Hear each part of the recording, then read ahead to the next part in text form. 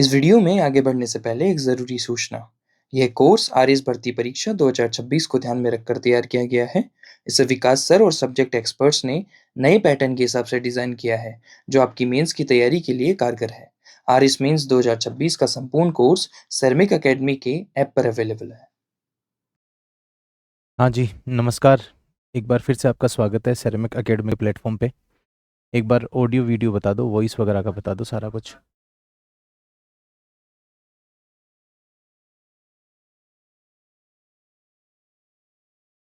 सब कुछ ठीक चल रहा है क्या? एक बार बता दो।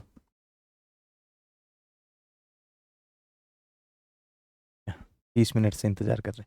चलो ठीक है फिर। तो कल जहाँ से ख़त्म किया था वहीं से शुरू करते हैं आज।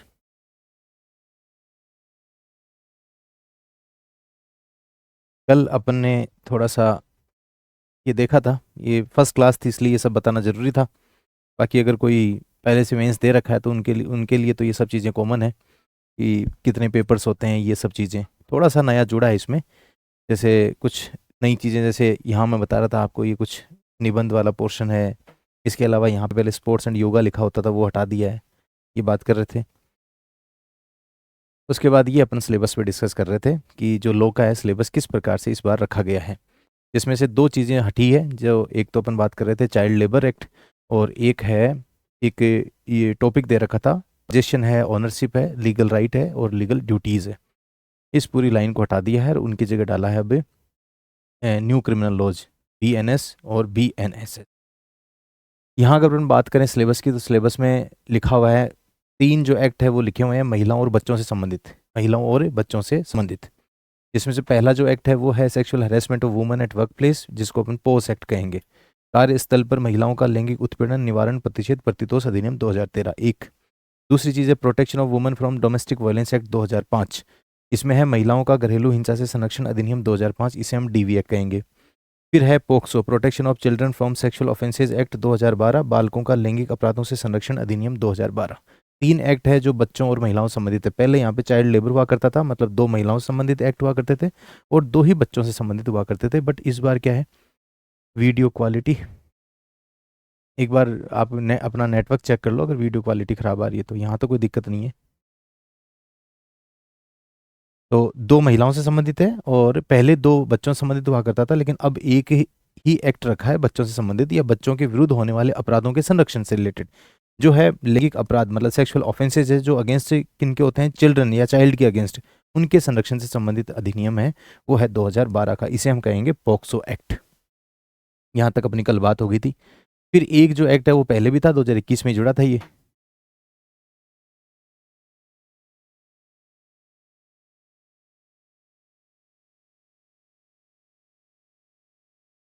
ठीक है, वीडियो क्वालिटी, यहाँ तो मेरे को लगता नहीं कोई वीडियो क्वालिटी का कोई इश्यू होगा। तो हो सकता है नेटवर्क इश्यू रहा होगा आप लोगों के वहाँ पे, तो कोई नहीं, घबराए नहीं, एक बार उसको बंद करके वापस ऑन कर लिया करो। फिर है maintenance and welfare of parents and senior citizen act 2007, इसे हम कहेंगे मेंटेनेंस एक्ट 2007। नेक्स्ट है अपना आरटीआई एक्ट 2005, इसे हम कहेंगे राइट टू इन्फॉर्मेशन एक्ट 2005, सूचना का अधिकार अधिनियम 2005। IT act, information technology act, सूचना प्रौद्योगिकी अधिनियम 2012, पहले भी था अभी भी है। ठीक है। और अब इसके अलावा जो अगला जो एक्ट है या फिर अगला जो कॉन्सेप्ट है, यहाँ इसको एक्ट नहीं कहेंगे, इसको कॉन्सेप्ट कहेंगे, वो है आईपीआर, इंटेलेक्चुअल प्रॉपर्टी राइट्स। इसमें लिखा हुआ है कॉन्सेप्ट, टाइप्स और purpose. Concept, types and purpose. यहाँ पे आईटी एक्ट लिखा हुआ है, इंफॉर्मेशन टेक्नोलॉजी एक्ट लिखा हुआ है। इसमें एक चीज़ आएगी साइबर सिक्योरिटी। साइबर सिक्योरिटी, तो साइबर सिक्योरिटी यहाँ पे डिफाइन है, इसका मतलब साइबर क्राइम्स भी थोड़ा सा पढ़ना पड़ेगा। हो सकता है साइबर सिक्योरिटी के पर्सपेक्टिव में अपन से साइबर क्राइम्स के बारे में पूछ लें, क्योंकि वर्तमान में ज्वलंत मुद्दा है साइबर क्राइम। या साइबर क्राइम ऐसे क्राइम, जैसे मान लो कोई एक फिजिकल क्राइम होता है, मान लो किसी ने किसी का कोई मारपीट कर ली, या फिर क्राइम जैसे मान लो क्राइम अगेंस्ट बॉडी हो सकता है, क्राइम अगेंस्ट प्रॉपर्टी हो सकता है, crime against law and order हो सकता है। इसके अलावा क्राइम्स अगेंस्ट नेशन हो सकता है। ये सब चीज़ें तो जो दिखती है उसमें तो क्या है कि जो मुलजिम होता है, जो अपराधी होता है, उसको पकड़ना बड़ा आसान होता है। लेकिन ऐसा अपराध जो वर्चुअल स्पेस में हो, जो देखा नहीं जा सके, जो देश की सीमाओं के बाहर होता हो, ठीक है, और यूजिंग इंटरनेट होता हो, इंटरनेट का यूज़ करते हुए वर्चुअल स्पेस में जो क्राइम किए जाते हैं उन्हें हम साइबर क्राइम कहते हैं। इस तरह की जो क्राइम्स है उनको प्रिवेंट करना उतना ही मुश्किल है, ठीक है। इसलिए ये है जो साइबर क्राइम्स है इनसे संबंधित भी क्वेश्चन आ सकते हैं, क्योंकि यहाँ पे साइबर सिक्योरिटी लिखा हुआ आईटी एक्ट में। पहले साइबर क्राइम से डिफाइंड थे, लिखा हुआ था, अब इन्होंने हटा दिया है, लेकिन अपन इसको पढ़ेंगे, ठीक है। ये 3 एक्ट अलग से हैं, RTI, IT, IPR. Intellectual property right इनको कहते हैं अपन बौद्धिक संपदा अधिकार। इसमें लिखा हुआ है कि कॉन्सेप्ट, संकल्पना क्या है, टाइप्स क्या है, प्रकार क्या है, प्रयोजन, उपयोग क्या है, या फिर पर्पज क्या है। फिर आगे लिखे हुए हैं 2 लैंड लॉज, भूमि विधियां। एक है राजस्थान टेनेंसी एक्ट 1955, राजस्थान काश्तकारी अधिनियम 1955, आरटी एक्ट जिसे हम कहते हैं राजस्थान टेनेंसी एक्ट 1955। फिर है राजस्थान लैंड रेवेन्यू एक्ट 1956, और इसे हम कहते हैं राजस्थान भू राजस्व अधिनियम 1956, और इसे अपन शॉर्ट में कहेंगे एलआर एक्ट 1956। फिर 2 अपने लास्ट में देखे थे कि अभी ये जो नए जुड़े हैं ये न्यूली एडेड है, पीएसआई में भी नए जुड़े थे, और दोनों पेपर में 5 अप्रैल ही था, हाँ 5 अप्रैल और 6 अप्रैल दोनों एग्जाम्स में 2-2 क्वेश्चन आ गए, ठीक है। 2 क्वेश्चन 5 वाले में आए, 2 ही क्वेश्चन 6 वाले में है। इसका मतलब ये है कि नया जुड़ा है, इसका मतलब यहाँ से 5 नंबर का कम से कम 1 क्वेश्चन तो जरूर आएगा और 2 भी आ सकते हैं, ठीक है। तो यहाँ पे ये बीएनएस जुड़ा है, भारतीय न्याय संहिता है 2023, भारतीय नागरिक सुरक्षा संहिता है 2023, ये बीएस से इसमें शामिल ही है। 3 मेजर लॉ कहते हैं इनको, major criminal law, 3 major criminal laws. तो इसमें तीनों में क्या क्या शामिल है, एक आईपीसी, सीआरपीसी और इंडियन एविडेंस एक्ट, जो वर्तमान में हो गए बीएनएस है, बीएनएसएस और बीएसए। ये नहीं है, ये दोनों है, भारतीय न्याय संहिता है, भारतीय नागरिक सुरक्षा संहिता है, और 1 जुलाई 2014 से ये संपूर्ण भारत में लागू हो गए। ये था अपना सिलेबस जो कल यहाँ पे अपन ने खत्म किया था। अब ये देख लेते हैं कि लास्ट ईयर के क्वेश्चंस किस प्रकार से पूछे गए हैं, ताकि आपको जब पढ़ें तो आपको ठीक लगे। जिन्होंने एक या एक से अधिक बार अगर मेंस दे रखा है उन सब लोगों को पता है, और जो लोग पहले से ही अब इस बार मान लो मेंस की प्रिपरेशन करना चाहते हैं, जिनकी प्री की प्रिपरेशन ठीक ठाक है, उनके लिए मैं बता देता हूँ कि पहले या फिर इससे पहले जो एग्जाम्स हुए, चाहे 2024 का हो, 2023 का हो, 21 का हो, 18 का हो, 16 का हो, 15 का हो, 13 का हो, कैसे कैसे क्वेश्चन पूछे गए हैं क्या कर लेते हैं। ये देखो, पहला जो एक्ट अपन देख रहे थे sexual harassment of woman at work place, prevention है, प्रोहिबिशन है, रिड्रेसल है, 2013 का एक्ट है, इसे हम पॉस एक्ट भी कहते हैं। 2021 में 2 नंबर का क्वेश्चन आया, पहले 2 नंबर के, 5 नंबर के, 10 नंबर के क्वेश्चन आते थे, ठीक है। और अब वर्तमान में 5 नंबर के, 10 नंबर के क्वेश्चन आते हैं, ठीक है। पहले 15 शब्दों में, 50 शब्दों में, 100 शब्दों में लिखना होता था, और अब वर्तमान में जो अब आपका जो अगला एग्जाम होगा, जो न्यू एग्जाम जो स्कीम अपन ने देख रहे थे कल, अपन जो नए एग्जाम की जो स्कीम ऑफ एग्जाम देख रहे थे, उसमें अब सिर्फ 50 शब्दों में और 150 शब्दों में 2 तरीके के जो आंसर्स हैं वो आपको करने हैं। एक जो निबंध है जो 600 वर्ड्स है, 600 शब्दों में लिखना, वो अलग है। तो यहाँ पे अपन देख रहे थे sexual harassment of woman at work place, prevention, prohibition, redressal. ये पूरा नाम भी आपको याद होना चाहिए। इसे हम पोस एक्ट भी कहते हैं, महिलाओं का कार्यस्थल पर लैंगिक उत्पीड़न से संरक्षण अधिनियम। संरक्षण मतलब यहाँ लिखा हुआ है निवारण है, प्रतिषेध है, प्रतितोष अधिनियम 2013। 2021 में 2 नंबर का क्वेश्चन आता है, जिसमें ये कहा गया कि पोस्ट एक्ट 2013 के अंतर्गत लैंगिक उत्पीड़न का अर्थ क्या है, सेक्सुअल हैरेसमेंट का अर्थ क्या है। मतलब ये देखो, इससे ये क्वेश्चन कहाँ से आया है, ये क्वेश्चन आ गया यहीं से, जो इस एक्ट में लिखा हुआ है, इस एक्ट की पहली लाइन से ही क्वेश्चन आ गया। और क्या पूछा इन्होंने कि लैंगिक उत्पीड़न का क्या अर्थ है, क्या समझते हैं लैंगिक उत्पीड़न से, हम किसे लैंगिक उत्पीड़न कह रहे हैं, कि जिसके आधार पे हम ये कह रहे हैं कि महिलाओं को इस लैंगिक उत्पीड़न से बचाना है, और वो भी कहाँ पे, कार्यस्थल पर। कहाँ पे, कार्यस्थल पर। यहाँ से एक क्वेश्चन ये भी बनता है कि कार्यस्थल किसे कहते हैं, ठीक है। तो 2 क्वेश्चन, एक यहाँ से कि कार्यस्थल किसे कहेंगे और लैंगिक उत्पीड़न किसे कहेंगे, ये आ गया है। और कब आया ये, 2021 में 2 नंबर का आया। आगे फिर है घरेलू हिंसा से महिलाओं का संरक्षण अधिनियम 2005, इसे हम कहते हैं डीवी एक्ट, इसे हम कहते हैं DV act, domestic violence act, domestic violence act 2005। इसमें क्या पूछा कि घरेलू हिंसा डोमेस्टिक वायलेंस एक्ट 2005 है, इसके तहत लैंगिक दुर्व्यवहार, सेक्सुअल अब्यूज से क्या क्या, सेक्सुअल अब्यूज से क्या समझते हैं, उसमें क्या क्या शामिल है। अब यहाँ से क्वेश्चन निकल के आता है कि जो डोमेस्टिक वायलेंस है उसमें क्या क्या शामिल है। तो उसमें 4 चीजें शामिल होती है, 4 में से एक चीज पूछ ली, सेक्सुअल अब्यूज। इसमें देखो फिजिकल अब्यूज होता है, सेक्सुअल अब्यूज होता है, शारीरिक दुर्व्यवहार, लैंगिक दुर्व्यवहार, इसके अलावा है इमोशनल एंड वर्बल, या फिर यूं कह सकते हैं verbal and emotional abuse, verbal and emotional abuse.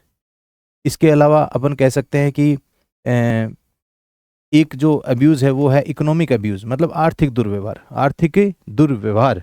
इसमें है, यूं कह सकते हैं कि ये फिजिकल अब्यूज मतलब शारीरिक दुर्व्यवहार, सेक्सुअल अब्यूज़ मतलब लैंगिक दुर्व्यवहार। वर्बल एंड इमोशनल अब्यूज़ का मतलब है मौखिक व भावनात्मक दुर्व्यवहार। और एक है इकोनॉमिक अब्यूज़, इसका मतलब है आर्थिक दुर्व्यवहार। 4 प्रकार के दुर्व्यवहार होते हैं, 4 प्रकार के अब्यूज़ होते हैं। इन 4 में से एक पूछा है इन्होंने कि सेक्सुअल अब्यूज़ क्या होता है। मेरे हिसाब से समझ में आ गया होगा। अब ये बड़ा क्वेश्चन, अब ये तो हट चुके हैं 2-2 मार्क्स के। तो ये जो 4 टाइप्स मैंने आपको बताई, ये 5 नंबर में आ सकते हैं। ये 2024 में लेटेस्ट है, 2 नंबर का आया। फिर आगे है, उन व्यक्तियों को प्रमाणित कीजिए जो घरेलू हिंसा अधिनियम 2005 के अंतर्गत अनुतोष रिलीफ हेतु मजिस्ट्रेट को आवेदन प्रस्तुत कर सकते हैं। इसमें क्या है, इसमें एक चीज़ दी गई है कि जैसे मान लो किसी महिला के साथ अगर कोई दुर्व्यवहार होता है, किसी महिला के साथ क्या होता है, कोई दुर्व्यवहार होता है, कोई भी किसी भी प्रकार का, जैसे अपन फिजिकल अब्यूज़ देख रहे थे, सर वीडियो क्वालिटी बेकार आ रही है, चेक करवा लेते हैं एक बार।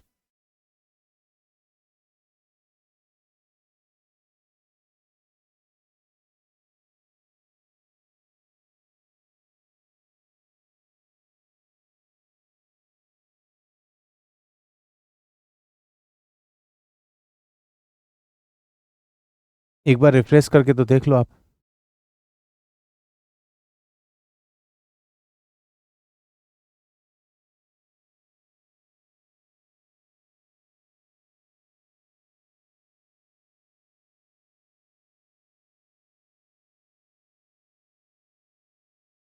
कुछ लोग कह रहे हैं सही आ रही है, कुछ लोग कह रहे हैं खराब आ रही है। हो सकता है मौसम खराब है, इसकी वजह से कोई नेटवर्क इश्यू होगा आप लोगों के। ना वो ओके, अब सही है, कर लिया रिफ्रेश।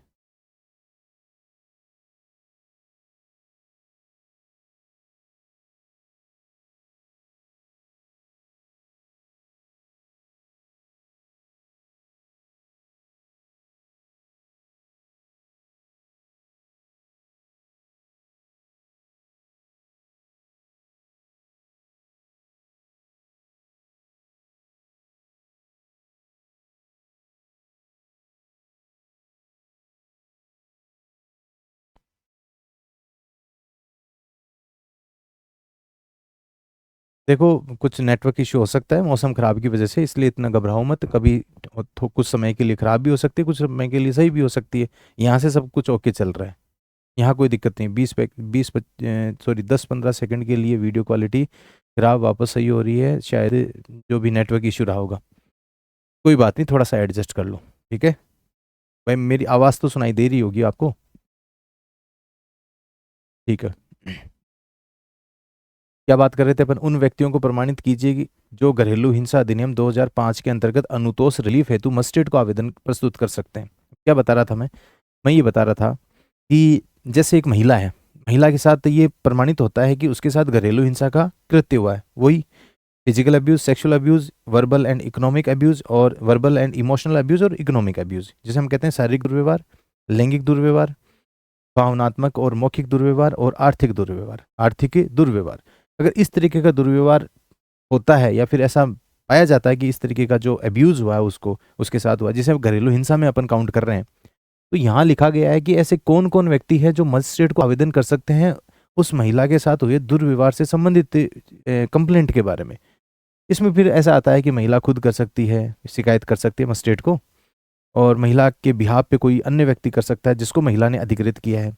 अगर महिला पुलिस स्टेशन चली गई तो पुलिस स्टेशन वाले वहाँ पे आवेदन कर सकते हैं कि महिला को राहत मिलनी चाहिए।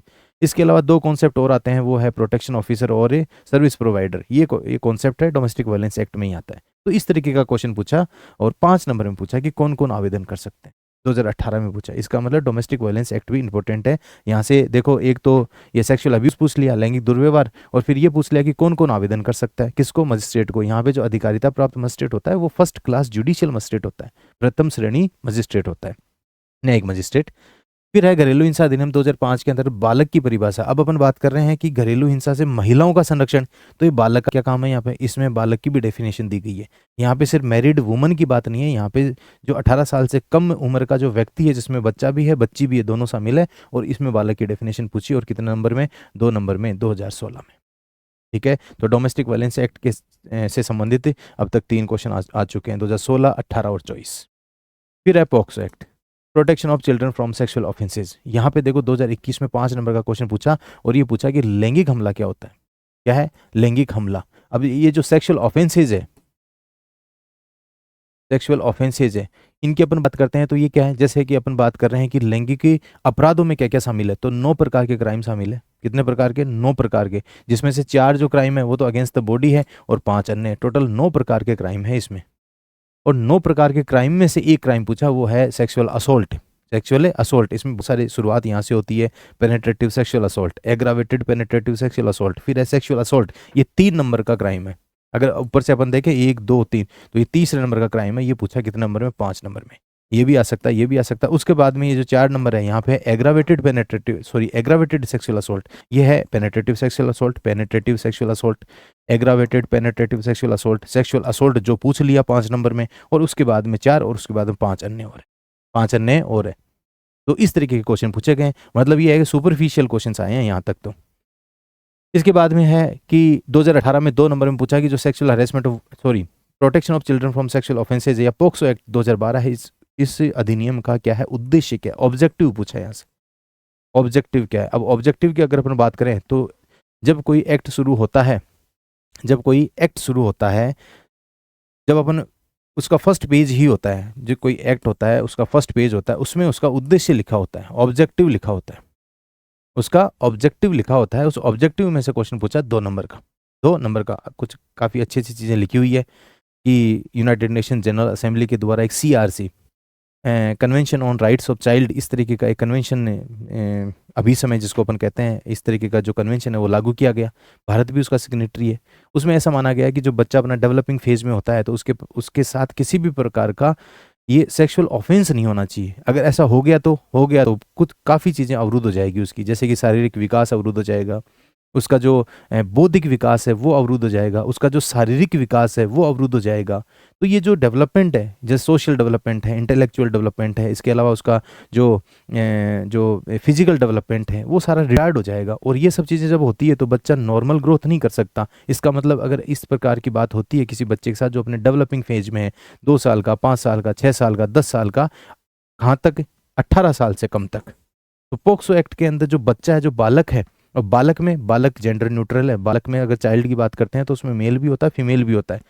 जो चाइल्ड है, चाइल्ड की जब बात करते हैं अपन, तो पहली चीज़ तो ये कि ऐसा व्यक्ति, ऐसा पर्सन जिसकी एज कितनी है? 18 वर्ष से कम है। अब इसमें कौन कौन शामिल है? इसमें मेल चाइल्ड भी शामिल है और इसमें फीमेल चाइल्ड भी शामिल है। तो ऐसा बच्चा जो 18 साल से कम है, अगर उसके साथ पोक्सो एक्ट के तहत कोई इस तरीके का क्राइम होता है या फिर कह सकते हैं सेक्सुअल ऑफेंस होता है, तो उसका जो डेवलपमेंट है वो अवरुद्ध हो जाता है, वो रिटार्ड हो जाता है। और डेवलपमेंट में भी कौन सा? उसका शारीरिक जो विकास है वो है, जिसको अपन कहते हैं फिजिकल डेवलपमेंट, उसका जो सोशल डेवलपमेंट है जिसको हम कहते हैं सामाजिक विकास, उसका जो बौद्धिक जो विकास है जिसे हम कहते हैं इंटेलेक्चुअल डेवलपमेंट, ये सारे डेवलपमेंट रिटार्ड होते हैं, ये सब उसके अवरुद्ध हो जाते हैं। और जब अगर किसी बच्चे को जो कि डेवलपिंग फेज में 18 साल से कम है, और यही उम्र होती है उसके विकास की, हर क्षेत्र का विकास, चाहे तो शारीरिक विकास हो, बौद्धिक विकास हो, सामाजिक विकास हो, अगर उसके साथ सेक्सुअल ऑफेंस हुआ तो ये सब अवरुद्ध होंगे तो बच्चे का जो नॉर्मल विकास नहीं हो पाएगा, वो लाइफ टाइम इन सब चीज़ों से जूझता रहेगा।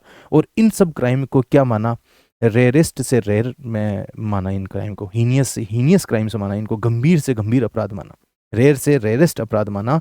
और इस प्रकार से सेक्सुअल ऑफेंसेज है उनको डिफाइन किया, बाहरी दंड का प्रावधान किया, जो कि हो सकता है अधिकतम मृत्यु दंड, डेथ पेनल्टी से भी किसी को सेंटेंस किया जा सकता है अगर कोई सेक्सुअल ऑफेंसेज जो भी बच्चे के विरुद्ध हो, अगर ऐसा पाया जाता है तो। ये इसका उद्देश्य था, ये आया 2 नंबर में। इस प्रकार से उद्देश्य तो सभी में है। डोमेस्टिक वायलेंस एक्ट है उसका भी उद्देश्य है, जो पोस एक्ट है उसका भी उद्देश्य है, पोक्सो एक्ट है उसका भी उद्देश्य है, जो प्रियम्बल कहते हैं अपन, प्रस्तावना, सारी चीज़ें उसी में लिखी होती है। ये 2 नंबर में क्वेश्चन पूछा। फिर है अगला एक्ट है RTI, महत्वपूर्ण एक्ट है। 1 2 3 4 5 क्वेश्चन अब तक आ चुके हैं। और चाहे तो प्री हो या चाहे तो कोई ऑब्जेक्टिव पेपर हो, चाहे तो ये सब्जेक्टिव पेपर हो, RTI जो एक्ट है वो महत्वपूर्ण एक्ट है, इंपॉर्टेंट एक्ट है। जिसमें से सबसे पहली अगर अपन बात करें तो RTI एक्ट 2005 में प्रयुक्त सूचना का अधिकार को परिभाषित करें। अपन ये कह रहे हैं कि RTI एक्ट में क्या लिखा हुआ है? सूचना का अधिकार अधिनियम। तो हमें तो ये बता दो कि सूचना का अधिकार क्या होता है, सूचना का अधिकार क्या होता है।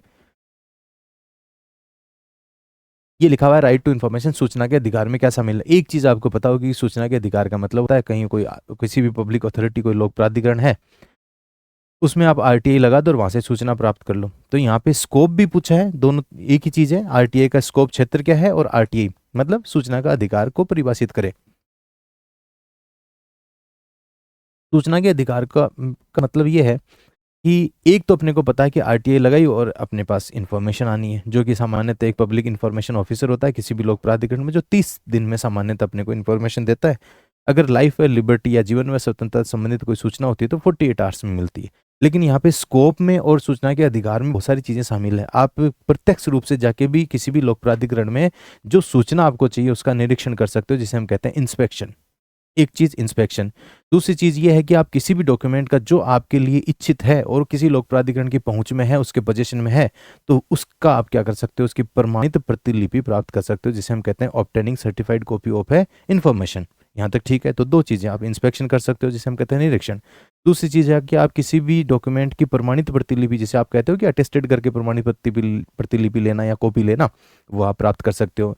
इसके अलावा अगर अपन बात करें तो जैसे मान लो कोई भी कोई ऐसी सूचना है जो मॉडल्स है, मॉडल्स जैसे बोले तो कोई इस तरीके के कोई आर्किटेक्ट से संबंधित कोई मान लो इंफ्रास्ट्रक्चर बनना है और उसकी इच्छा आपने जाहिर की है, तो आप वो मॉडल्स है उसका आर्किटेक्चर का जो ढांचा है वो भी आप प्राप्त कर सकते हो।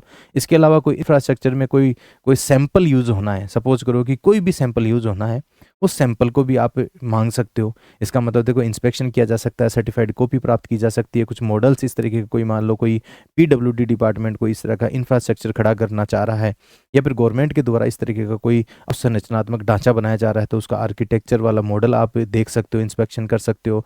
कुछ इस तरीके की कोई सामग्रियां हैं जो मटेरियल है, उनका सैंपल लेना चाहो तो आप सैंपल भी ले सकते हो। और लास्ट में लिखा हुआ है कि आप सूचनाएं हैं पेन ड्राइव में, सूचनाएं इलेक्ट्रॉनिक युक्ति, मतलब ये है कि इलेक्ट्रॉनिक उपकरणों में, इलेक्ट्रॉनिक साधनों, इलेक्ट्रॉनिक उपकरणों में भी आप क्या कर सकते हो, सूचनाओं को प्राप्त कर सकते हो, अगर किसी लोक प्राधिकरण के कंप्यूटर में वो अगर स्टोर्ड है तो। अगर लोक प्राधिकरण कंप्यूटर में कोई सूचना स्टोर्ड है, चाहे कोई रिकॉर्ड हो सकता है, कोई फाइल हो सकती है, कोई भी दस्तावेज हो सकता है, अगर वो आप चाह रहे हो कि ये मेरे को मिले, तो आप उसको इलेक्ट्रॉनिक डिवाइस में भी प्राप्त कर सकते हो। तो इसे हम कहते हैं आरटीआई का स्कोप और सूचना के अधिकार का को परिभाषित करना।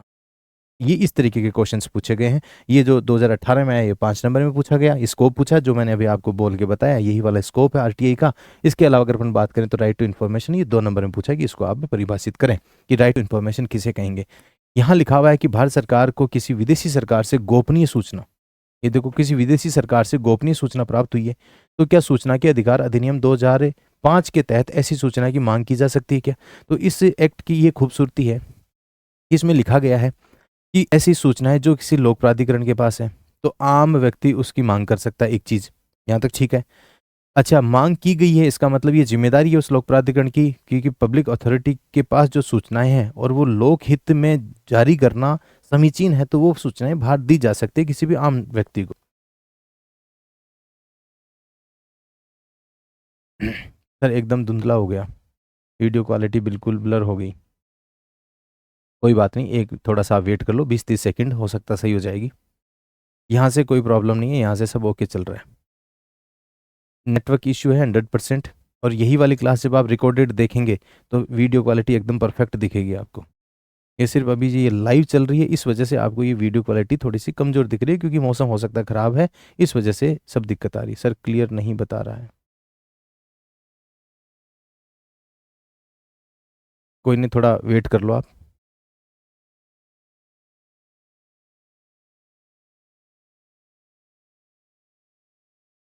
जब ठीक हो जाए तो बता देना, फिर पढ़ लेंगे, क्योंकि यहाँ से सब ओके चल रहा है, यहाँ कोई दिक्कत नहीं है।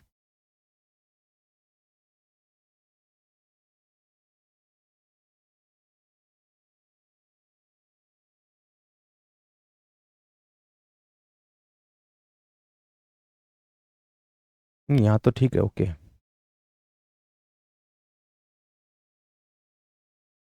चलो थोड़ा थोड़ा सुन तो लो एक बार।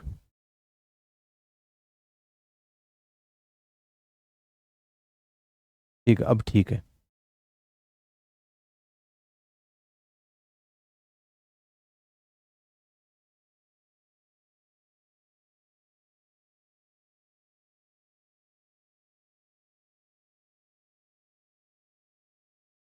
चलो ठीक है ना।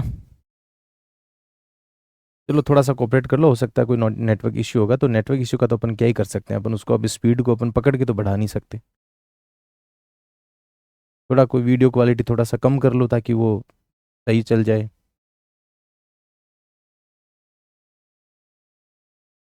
ठीक है, क्या बात कर रहे थे अपन? बीच बीच में ऐसे डिस्टर्ब होने पे फिर बाद में सारा ही फ्लो टूट जाता है। फिर से देख लो, अपन बात करें आरटीए एक्ट। आरटीए एक्ट में 1 2 3 4 5 क्वेश्चन अब तक आ चुके हैं। 2021 है, 24 है, 18 है, 18 है, 16 है। बहुत सारे क्वेश्चंस आए हैं। देखो 5 नंबर में, 2 नंबर में, 5 नंबर में, 2 नंबर में, 2 नंबर में, 2 नंबर में। इस तरीके से ये जो अधिनियम है वो इंपॉर्टेंट है। यहाँ पे मैं ये बात कर रहा था कि जो आरटीए एक्ट 2005 है, इसमें सूचना का अधिकार, जैसे कि मैंने आपको बताया कि अपने को सिर्फ ये पता है कि सूचना का अधिकार में कोई आरटीए लगाई जाती है और इन्फॉर्मेशन मिल जाती है। लेकिन स्कोप पूछा है, यहाँ पे पूछा है आरटीआई का स्कोप क्या है, और यहाँ पे पूछा है आरटीआई जो जो राइट टू इन्फॉर्मेशन है या जो सूचना का अधिकार, इससे आप क्या समझते हो? मैंने आपको बताया कि आरटीआई एक्ट का स्कोप वाइड है। सिर्फ इतना सा नहीं है कि आप आरटीआई आवेदन किया और आपको सूचना मिल गई। इसमें और कुछ भी है, जैसे कि अपन ने बात करी थी कि इंस्पेक्शन हो सकता है, निरीक्षण किया जा सकता है। इसके अलावा अगर अपन बात करें तो प्रमाणित प्रतिलिपि प्राप्त की जा सकती है। इसके अलावा अगर अपन बात करें तो जो सूचना है, जो इन्फॉर्मेशन है, उसको आप किसी पेन ड्राइव है, इलेक्ट्रॉनिक जो डिवाइस है, जो पेन ड्राइव हो सकता है, फ्लॉपी डिस्क हो सकता है, CD, DVD, tape, cassette, recorder, सब में आप प्राप्त कर सकते हो। बहुत वाइड स्कोप है आरटीआई का। इसके बाद में अपन बात करते हैं कि भारत सरकार की किसी हाँ, ये वाली बात कर रहे थे अपन, भारत सरकार को किसी विदेशी सरकार से गोपनीय सूचना प्राप्त हुई है, क्या यह सूचना के अधिकार अधिनियम या राइट टू इन्फॉर्मेशन एक्ट 2005 के तहत ऐसी सूचना की मांग की जा सकती है क्या? तो देखो इस एक्ट की क्या खूबसूरती है। इस एक्ट में लिखा हुआ है कि कोई भी लोक प्राधिकरण है, उसके पास जो भी सूचना है उसकी हम क्या कर सकते हैं, मांग कर सकते हैं। क्या कर सकते हैं? मांग कर सकते हैं। थोड़ा सा मैं समझा देता हूँ।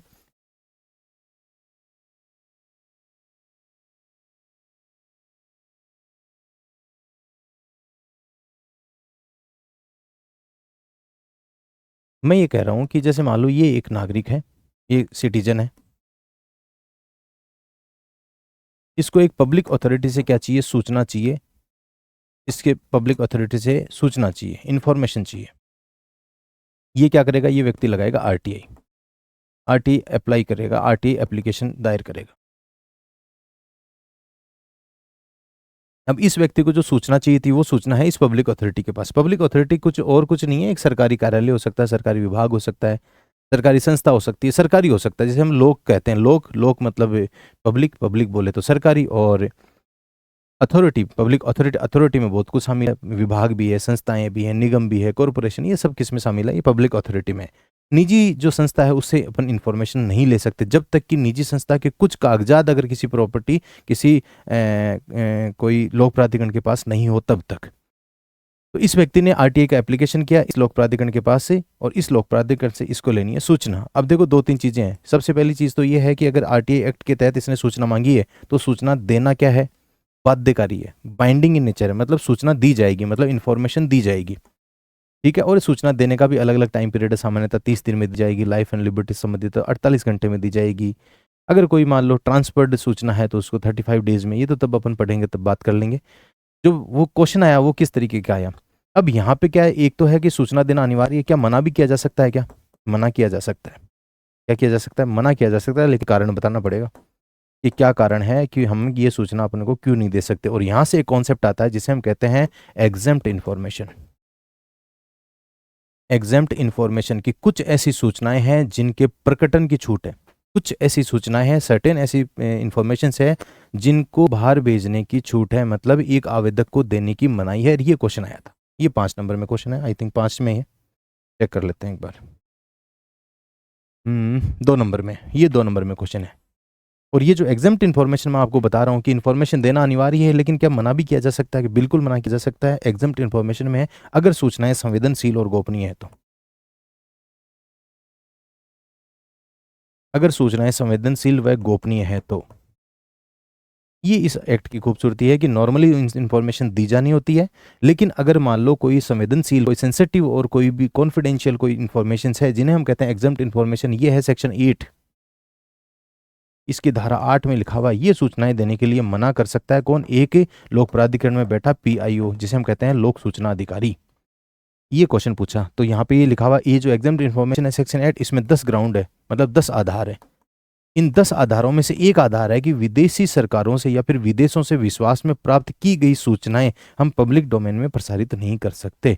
इसका मतलब ये है कि इस क्वेश्चन का आंसर ये होता कि जो विदेशी सरकार से गोपनीय सूचना, अब गोपनीय आ गया, गोपनीय तो ये है कि अपन बात ही करेंगे, संवेदनशील और गोपनीय जो सूचनाएं नहीं दी जाती, ये सूचना नहीं दी जाएगी इस एक्ट के तहत। इस प्रकार से ये जो इसमें आपको एक्सप्लेन कर देना था, अगर मान लो 2024 में जो भी कोई एग्जाम दे रहा होगा तो सेक्शन 8 है, एग्जम्प्ट इन्फॉर्मेशन है, संवेदनशील और गोपनीय सूचनाएं नहीं दी जाती हो, और सेक्शन 8 में जो एग्जम्प्ट इन्फॉर्मेशन है, सूचनाओं के प्रकटन की छूट के दायरे में जो आने वाली सूचना है वो है कि किसी विदेशी सरकार के विश्वास में प्राप्त सूचनाएं, जिसे हम कह रहे हैं गोपनीय सूचना, संवेदनशील सूचना, वो एक आवेदक को नहीं दी जाएगी, और कारण बताते हुए वापस उस आरटीए एप्लीकेशन का रिप्लाई कर दिया जाएगा कि हम आपको ये सूचना इसलिए नहीं दे सकते क्योंकि ये गोपनीय सूचना है, विदेशों से हमें ये कॉन्फिडेंस में प्राप्त हुई है और ये एग्जम्प्ट इन्फॉर्मेशन धारा 8 के अंतर्गत आती है, इसलिए हम ये क्या नहीं कर सकते, ये सूचना हम नहीं दे सकते। ये क्वेश्चन आया 2 नंबर में। नेक्स्ट लिखा हुआ है कि आरटीआई एक्ट 2005 के अंतर्गत थर्ड पार्टी को समझाइए। अब इसमें एक सेक्शन 11 है, सेक्शन 11 है, तो इसमें सेक्शन 11 में लिखा हुआ है थर्ड पार्टी, तृतीय पक्ष क्या होता है। जब एक आवेदक किसी लोक प्राधिकरण से संबंधित किसी अन्य व्यक्ति के बारे में सूचना पूछे तो वो अन्य व्यक्ति जिसके बारे में सूचना पूछी गई है वो उस व्यक्ति के लिए क्या होगा, उस लोक प्राधिकरण के लिए क्या होगा, थर्ड पार्टी होगा। यही पूछा कि थर्ड पार्टी क्या है, करेंगे जब डिस्कस पढ़ेंगे तो बच्चे से। फिर आगे लिखा हुआ है कि जो आरटीआई एक्ट 2005 है इसके अंतर्गत आरटीआई का स्कोप क्या है, मैंने आपको बता दिया। इंस्पेक्शन हो सकता है, obtaining certified copy of information हो सकता है, obtaining information in electronic device हो सकता है, इसके अलावा ऑब्टेनिंग मॉडल्स एंड सैंपल हो सकता है। तो ये वाइड स्कोप है इसका। नेक्स्ट है सूचना देने के लिए क्या है, आरटीआई एक्ट के तहत सूचना देने के लिए कौन कौन अधिकारी है। यहाँ पे सेक्शन 5 में लिखा गया है कि सूचना लोक प्राधिकरण में, या फिर यूँ कह सकते हैं कि लोक प्राधिकारी में जो जो व्यक्ति है जिनको हम एक लोक प्राधिकरण ने अपॉइंट कर रखा है एज ए लोक सूचना अधिकारी, पब्लिक इंफॉर्मेशन ऑफिसर्स, उनका पद नाम क्या क्या है, उनका पद नाम क्या क्या है, उनका डेजिग्नेशन क्या क्या है। ठीक है,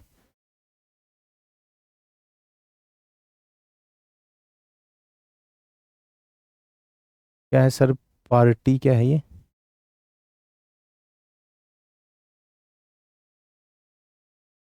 पता नहीं, कुछ मैसेज किया पार्टी 81J में, क्या पता नहीं क्या लिखा है, चलो कोई नहीं। सेक्शन 5 में क्या लिखा है, सेक्शन 5 में लिखा है कि लोक प्राधिकरण में जो व्यक्ति है जो अधिकृत है कि किसी व्यक्ति का आरटीआई आवेदन आएगा तो वो रिसीव करेंगे, उनका डेजिग्नेशन है क्या है, पद नाम क्या क्या है। तो इसमें जैसे मान लो केंद्रीय लोक प्राधिकरण है तो केंद्रीय लोक सूचना अधिकारी हो जाएगा, राज्य का कोई लोक प्राधिकरण है तो राज्य लोक सूचना अधिकारी हो जाएंगे, इनके एक एक सहायक हो जाएंगे जिनको इकट्ठा करके हम एक शब्द में कहते हैं लोक सूचना अधिकारी, पब्लिक इंफॉर्मेशन ऑफिसर, PIO। ये पूछा इन्होंने 2 नंबर में, बहुत ही आसान क्वेश्चन था ये। फिर है एक एक्ट है जो 2021 में जुड़ा, और 2021 में जुड़ा उसी समय इससे क्वेश्चन आ गए थे, और ये है माता पिता व वरिष्ठ नागरिकों का भरण पोषण व कल्याण अधिनियम 2007। ये वाला एक्ट है जिसकी अपन बात कर रहे थे कि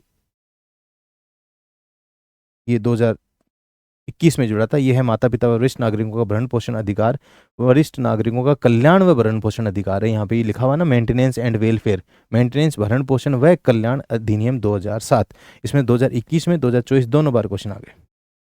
भरण पोषण व कल्याण एक्ट 2007 के अनुसार नातेदार, रिलेटिव की परिभाषा क्या है, रिलेटिव की परिभाषा क्या है।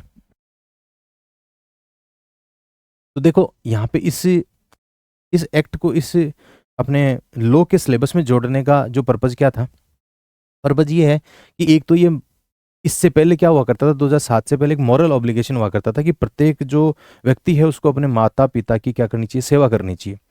अब सेवा में भरण पोषण भी आ गया और कल्याण भी आ गया कि एक व्यक्ति है, एक बेटा बेटी मान लो, मतलब अब बच्चों को उनके माता पिता की क्या करनी चाहिए, सेवा करनी चाहिए, मतलब उनको भरण पोषण देना चाहिए, मेंटेनेंस देना चाहिए। ऐसे नहीं है कि बुढ़ापे में आप उनको पैसा देने के लिए मना कर दो और वो यूं कह सकते हैं कि दर दर की ठोकरें खाने के लिए लाचार हो जाए, उनको आप लावारिस छोड़ दो। जैसे कि बहुत बार ऐसी घटनाएं होती है, आप खुद भी देखते हैं, आप खुद भी समझदार हैं, न्यूज़पेपर वगैरह में, न्यूज़ वगैरह में पता ही चलता है।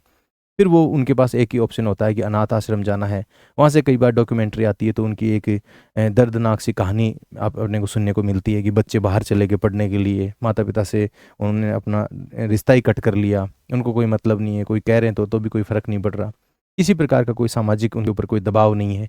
इस तरह की घटनाएं आपको देखने को मिलती है। तो ये जो पहले एक मॉरल ऑब्लिगेशन हुआ करता था, एक नैतिक बाध्यता हुआ करती थी एक व्यक्ति के ऊपर या बच्चा बच्ची जो भी है, कि उनको उनके माता-पिता का भरण-पोषण करना है, उनकी सेवा करनी है।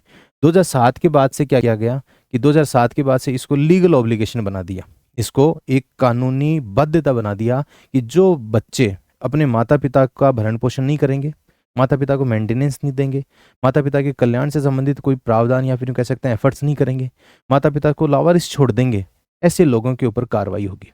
ऐसे लोगों पे कार्रवाई होगी और इसमें ये है कि कम से कम आपको या फिर अधिक से अधिक 10,000 रुपये का जो भरण-पोषण है प्रति माह देना ही पड़ेगा। हालाँकि ये 2007 की बात है और 2007 में 10,000 रुपये था, इसको अमेंड नहीं किया गया, हालाँकि बिल आया था लेकिन वो एक्ट नहीं बना।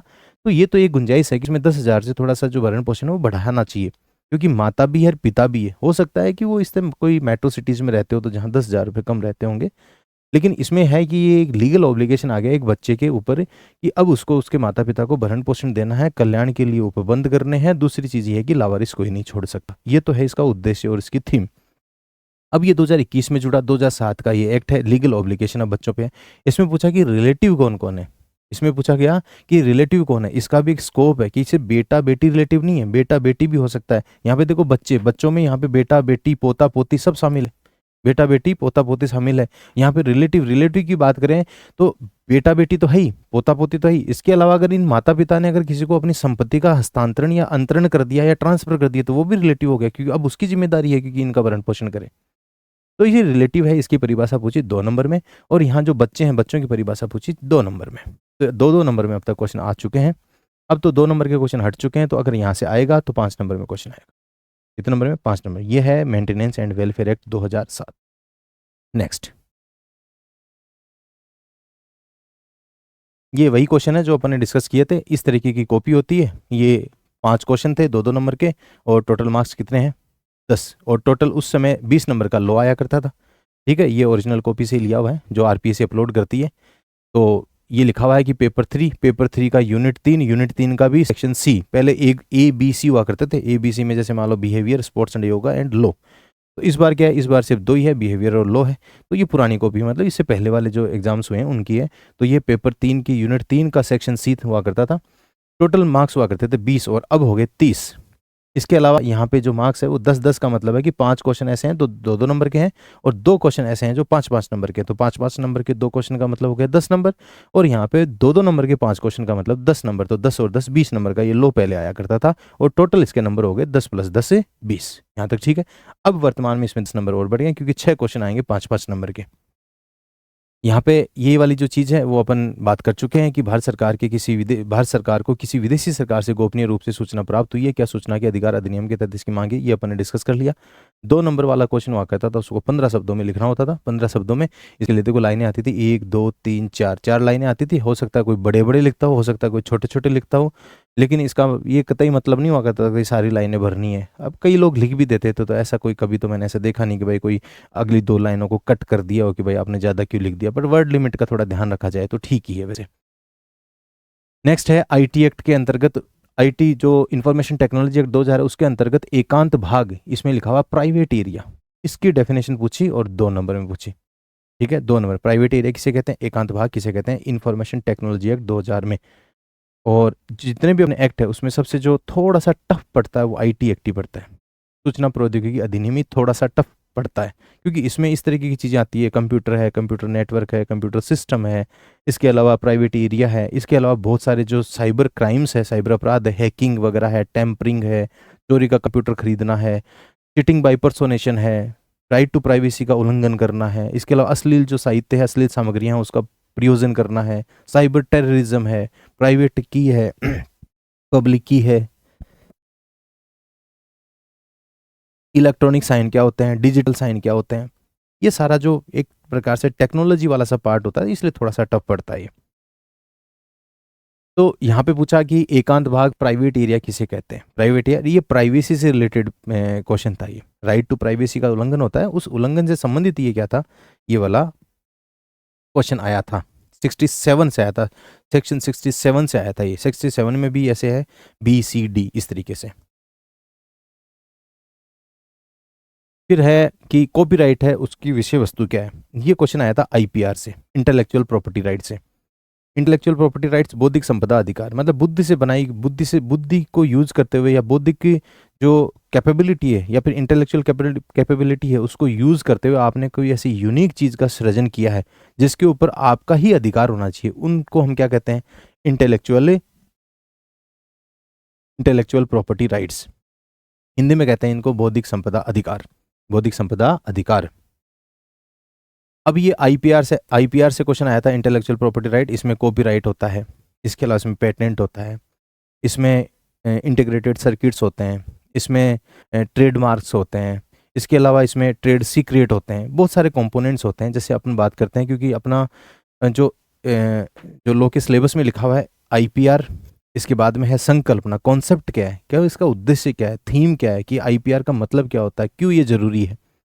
दूसरी जो चीज़ लिखी हुई है टाइप्स, मतलब प्रकार, आईपीआर के प्रकार क्या क्या, जो कि अभी अपन ने बात करी कि पेटेंट हो सकता है, कॉपीराइट हो सकता है, इंटीग्रेटेड सर्किट्स हो सकता है, ट्रेडमार्क्स हो सकते हैं, ट्रेड सीक्रेट्स हो सकते हैं, इस तरह की चीज़ें। इसमें से एक उठा के पूछी, वो है कॉपीराइट, कि कॉपीराइट है उसका विषय वस्तु क्या, उसका सब्जेक्ट क्या है। नेक्स्ट क्वेश्चन ये पूछा गया कि माता पिता के भरण पोषण में ये बच्चों की क्या डेफिनेशन, ये अपन ने बात कर ली। घरेलू हिंसा, ये डोमेस्टिक वायलेंस में लैंगिक दुर्व्यवहार, ये सेक्सुअल अब्यूज से क्या समझते हैं आप। इसके अलावा ये जो टॉपिक है ये अब हट चुका है, यहाँ से ये पोजेशन है, ओनरशिप है, लीगल ड्यूटीज और लीगल राइट्स से ये क्वेश्चन पूछा गया था। एक हिंदू देवता की वैधानिक स्थिति क्या है, मतलब legal status of a Hindu idol क्या है, ये हट चुका। अब ये इसमें ऐसे ही पूछा गया था कि जो एक हिंदू देवता की मूर्ति होती है कि उसके लीगल राइट्स क्या है, लीगल ड्यूटीज़ क्या है, क्या वो प्रॉपर्टी विद होल्ड कर सकता है, क्या उसको सू किया जा सकता है, मतलब उसके ऊपर क्या वाद दायर किया जा सकता है, क्या वो किसी के ऊपर वाद दायर कर सकता है, इसकी वैधानिक स्थिति क्या है, ये बाल रूप में है कि नहीं है, इसका कस्टोडियन पुजारी होता है, ये सब चीज़ें इसमें पूछी गई थी। अब ये हट चुका है। और ये 5 नंबर का क्वेश्चन था। 5 नंबर में कल आप पूछ रहे थे कि कितने एक लाइनें आती है, तो इसमें लगभग 9 एक लाइन आती है, 1 है, 2 है, 3, 4, 5, 6, 7, 8, 9 लाइन आती है। एक ही नीचे वाली है, इसमें आप यूज़ करना चाहो तो कर सकते हो, अगर आपको आप की वर्ड लिमिट ख़त्म नहीं हुई है या फिर ये सब। पहले क्या होता था कि जैसे यहाँ से क्वेश्चन खत्म होता था, दूसरा क्वेश्चन यहीं से शुरू हो जाता था। अब ये हो सकता है ये 10 नंबर का क्वेश्चन है, तो ये देखो आधा इस पे आ जाता था और आधा इस पे आ जाता था। अब इस बार इन्होंने क्या करा कि नहीं, अगर ये जगह बच गई तो इसमें क्या लिख दिया, डू नॉट राइट हियर, और अगला जो फ्रेश क्वेश्चन शुरू होगा वो यहाँ से शुरू होगा। ठीक है, इससे क्या होगा, इससे जैसे कई बार क्या होता था, पहले हमारे टाइम में क्या होता था कि जैसे मान लो ये क्वेश्चन यहाँ से शुरू हुआ, 9 एक लाइनें यहाँ कंज्यूम हुई, टोटल 20 एक लाइन इसमें आती थी, दूसरा क्वेश्चन यहाँ से शुरू हो गया। सपोज करो ये 10 नंबर का क्वेश्चन है।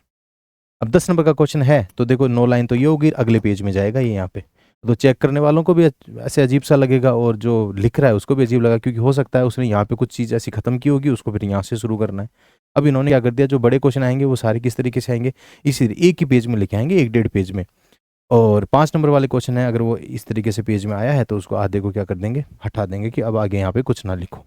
फिर वापस वही 5 नंबर का क्वेश्चन, और इस बार आया कहाँ से, राजस्थान टेनेंसी एक्ट से। तो ये जो लैंड लॉज है वहाँ से हमेशा ही 5-5 नंबर के क्वेश्चन आते हैं। 2024 में 1-2 नंबर का जरूर क्वेश्चन आया था कि फसलों से क्या समझते हो आप, क्रॉप से क्या समझते हो। राजस्थान काश्तकारी अधिनियम 1955 के अंतर्गत सायर का क्या पद क्या है। अब सायर ये ऐसे लग रहा है किसी व्यक्ति का नाम होगा, सायर एक रेंट होता है, एक लगान कह सकते हैं, एक रकम होती है सायर। ठीक है, तो ये क्वेश्चन पूछा कि सायर से आप क्या समझते हैं, और ये है राजस्थान टेनेंसी एक्ट 1955 से। 5 नंबर में क्वेश्चन पूछा, फिर वापस वही डू नॉट राइट हियर। फिर बाद में ये जो क्वेश्चन है ये शायद अगले पेपर के हैं किसी और के, ये 2024 का मेंस के क्वेश्चन है ये, RS 2024 जो अभी लेटेस्ट इसका रिजल्ट आने बाकी है, उसमें ये क्वेश्चंस पूछे थे। वही 2-2 नंबर के 5 क्वेश्चन। राजस्थान काश्तकारी अधिनियम 1955 के अंतर्गत फसलों को समझाइए। फसलों जी, ये जो क्रॉप्स लिखा है इसमें डेफिनेशंस में, और इस बार तो जो क्रॉप्स है अपने डिफाइन करके दिया, पहले तो सिर्फ इतना सा लिखा होता राजस्थान काश्तकारी अधिनियम, राजस्थान भू राजस्व अधिनियम। इस बार इन्होंने राजस्थान काश्तकारी अधिनियम लिखा और फिर डिस्क्रिप्शन में लिखा बहुत सारी चीज़ें कि कृषि वर्ष क्या होता है, कृषक क्या कौन होता है, ग्रू होल्डर क्या होता है, ग्रू लैंड होल्डर कौन होता है, लैंडलेस पर्सन कौन होता है, फसलें क्या होती है, ये सब कुछ लिख के दिया है। तो इसमें एक ये है क्या है, फसलों से आप क्या समझते हो या फसलों में क्या सम्मिलित है, क्रॉप से क्या समझते हो, ये 2 नंबर का क्वेश्चन था। फिर उसके बाद में IT एक्ट से फिर वापस वही वाली चीज़, साइबर कैफ़े पूछा। साइबर कैफ़े, और जिन लोगों ने पहले इससे पहले जो मेंस दिया था और उन्होंने लॉ पढ़ा था तो उनको पता होगा कि साइबर कैफ़े क्या होता है, ये अपन ने पढ़ाया था। और अच्छी बात ये है कि वो लिखा हुआ आ गया, ये साइबर कैफ़े का कॉन्सेप्ट ही, साइबर कैफ़े 2 नंबर में IT एक्ट से आया ये भी। ये देखो बहुत अच्छा क्वेश्चन है। ये अब जो क्वेश्चंस आ रहे हैं वो थोड़े से एनालिटिकल इस सेंस में आ रहे हैं कि जो डोमेस्टिक वायलेंस एक्ट है उसमें कहीं पे भी नहीं लिखा हुआ कि लिव इन रिलेशनशिप से संबंधित क्या प्रावधान है महिलाओं को घरेलू हिंसा से प्रोटेक्ट करने के लिए, राइट। ये लिखा इन्होंने कि किसी महिला को जो कि लिव इन रिलेशनशिप में रह रही हो उसे घरेलू हिंसा से संरक्षित करने के क्या प्रावधान है। जनवरी 2025 में एक वाद दायर होता है कहाँ पे, या फिर यूँ कह सकते हैं कि एक केस संबंधित है दिल्ली हाई कोर्ट से। दिल्ली हाई कोर्ट का केस है वो है अनामिका चंदेल वर्सेज नरेश चंदेल। अनामिका चंदेल वर्सेज नरेश चंदेल, वाद 2025 2025 2025, और ये संबंधित है दिल्ली हाई कोर्ट से।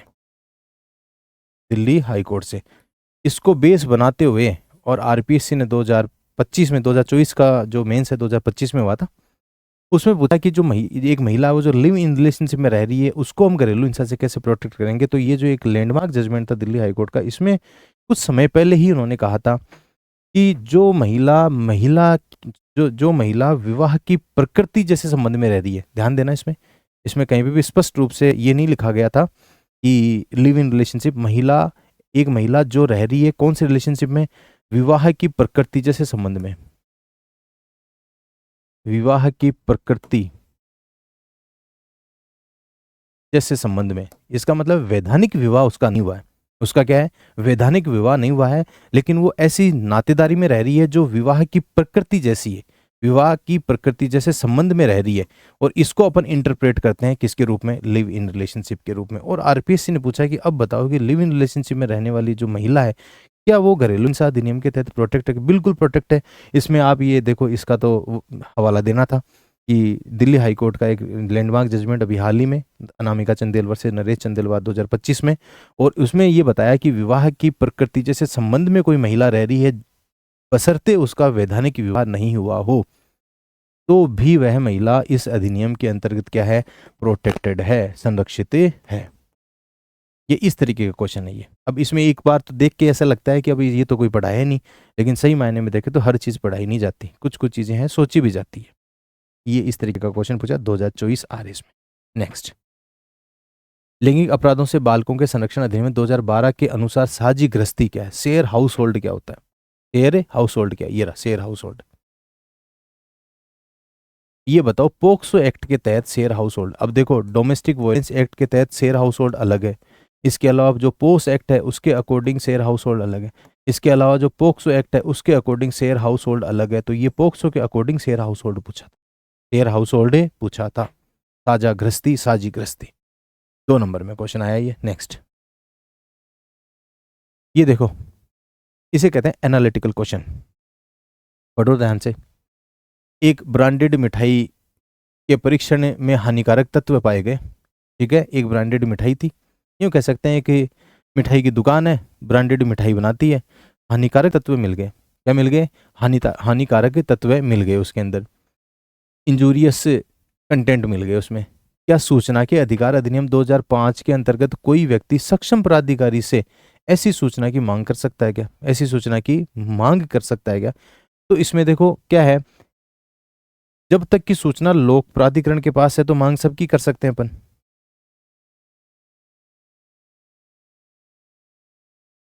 यहां देखो अपन बात कर रहे हैं कि मान लो एक पब्लिक अथॉरिटी है, इस पब्लिक अथॉरिटी के पास सूचनाएं हैं, इंफॉर्मेशंस है, तो क्या एक आम नागरिक इन सूचनाओं को ले सकता है, बिल्कुल ले सकता है, कोई दिक्कत नहीं है।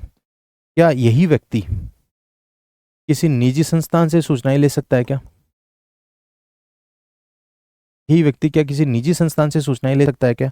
तो इसका आंसर है नहीं ले सकता, इसका आंसर है नहीं ले सकता। तो निजी संस्थान से सूचनाएं नहीं ले सकता, एक सरकारी संस्थान से सूचनाएं बिल्कुल ले सकता है, ली भी जाती है। लेकिन मान लो ये मिठाई की दुकान है, ये क्या है, ये स्वीट होम है, ये लो ये मिठाई की दुकान है, ऐसे करो ब्रांडेड मिठाई है, ब्रांडेड मिठाई बनाती है और मिठाई की दुकान है ये। फूड सेफ्टी वालों ने क्या करा, छापा मारा, ये लो फूड सेफ्टी वालों ने छापा मार दिया, फूड सेफ्टी वालों ने छापा मार दिया, डीएसओ ने छापा मार दिया, डिस्ट्रिक्ट सप्लाई ऑफिसर ने, इसने डिस्ट्रिक्ट सप्लाई ऑफिसर ने। और यहाँ से क्या करा, सिंपल जब्त करके कहाँ ले गए, विभाग में ले गए। इसमें रसद विभाग में, सप्लाई डिपार्टमेंट में ले गए, food and civil supply department में क्या ले गए, ये इसके सारे जो भी सैंपल वगैरह ले। क्या अब बताओ कि अब ये ले सकता है क्या इस डिपार्टमेंट से इसकी इंफॉर्मेशन? तो भैया अब ले सकता है। बस यही वाला क्वेश्चन था। अब इसे इन्हीं को कहते हैं एनालिटिकल क्वेश्चन, ये वाली चीज। ये इस तरीके से क्वेश्चंस आते हैं। नेक्स्ट आगे लिखा हुआ है, भू राजस्व अधिनियम 1956 के अंतर्गत नामांतरण संबंधी प्रावधानों का उल्लेख करें। इसे हम कहते हैं म्यूटेशन। म्यूटेशन, नामांतरण। नामांतरण, अब जैसे जो गांव में लोग रहते हैं उनको पता ही है नामांतरण क्या होता है। मान लो जमाबंदी में आज ए का नाम है और ए ने जमीन को बेच दी बी को, तो बी क्या करेगा, पहले तो रजिस्ट्री करवाएगा एसआर ऑफिस में जाके, और एसआर होता है तहसीलदार जी। वहाँ रजिस्ट्री करवा ली, रजिस्ट्री करवाने के बाद में क्या होगा, एक जो वो जो डॉक्यूमेंट्स है वो पटवारी को ले जाके देंगे, पटवारी नामांतरण खोल देगा, उसको एक्सेप्ट कौन करेगा, उसको एक्सेप्ट तहसीलदार जी कर लेंगे। तो ये नामांतरण का प्रोसेस होता है। नामांतरण का मतलब होता है नाम का अंतरण होना। आज मान लो जमाबंदी में नाम है ए का, ए ने जमीन बेच दी बी को, इस चीज की होगी रजिस्ट्री, पटवारी खोल देगा नामांतरण। खोलने के बाद में क्या होगा, नामांतरण खोलने के बाद में करेक्शन हो जाएगा। करेक्शन बोले तो ए ने क्या कर दिए, सेल कर दिए, मतलब सेल डीड बना ली उसने, और इसके आधार पे क्या हो जाएगा, इसके आधार पे ए की जगह नाम का अंतरण हो जाएगा बी का, मतलब अब ए की जगह बी का नाम हो जाएगा। इसे हम कहते हैं ए की जगह नाम का अंतरण बी के रूप में होना, इसे हम कहते हैं नामांतरण। ये सब चीजें पूछी थी, लेकिन नामांतरण क्या सेल का ही होता है क्या? ना ना ना, सेल डीड भी हो सकती है, गिफ्ट डीड भी हो सकती है, मॉर्गेज भी हो सकता है, ये सब चीजें हैं, विल भी हो सकती है, वसीयत भी हो सकती है, ये सब नामांतरण है। और क्या प्रोसेस होता है मैंने आपको बता दिया, जब पढ़ेंगे तब अपन इस बारे में विस्तृत चर्चा करेंगे। ठीक है।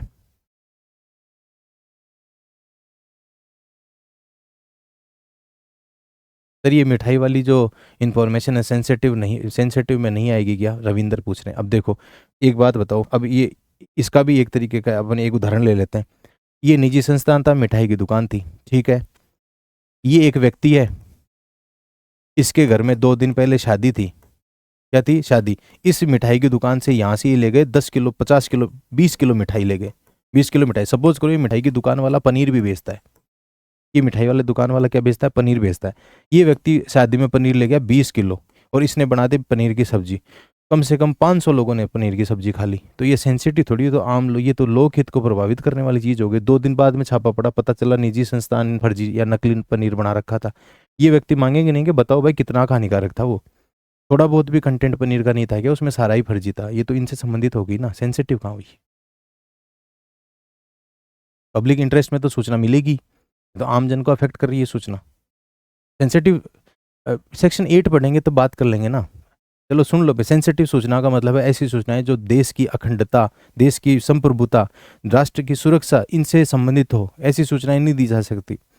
जैसे कि मान लो कोई डीआरडीओ मान लो ब्रह्मोस बना रहा है, तो ये क्या देश की एकता अखंडता से संबंधित नहीं है क्या, राष्ट्र की सुरक्षा से संबंधित नहीं है क्या? ऐसी सूचनाएं दी जा सकती है क्या? नहीं दी जा सकती। इसे कहते हैं सेंसिटिव और गोपनीय सूचनाएं।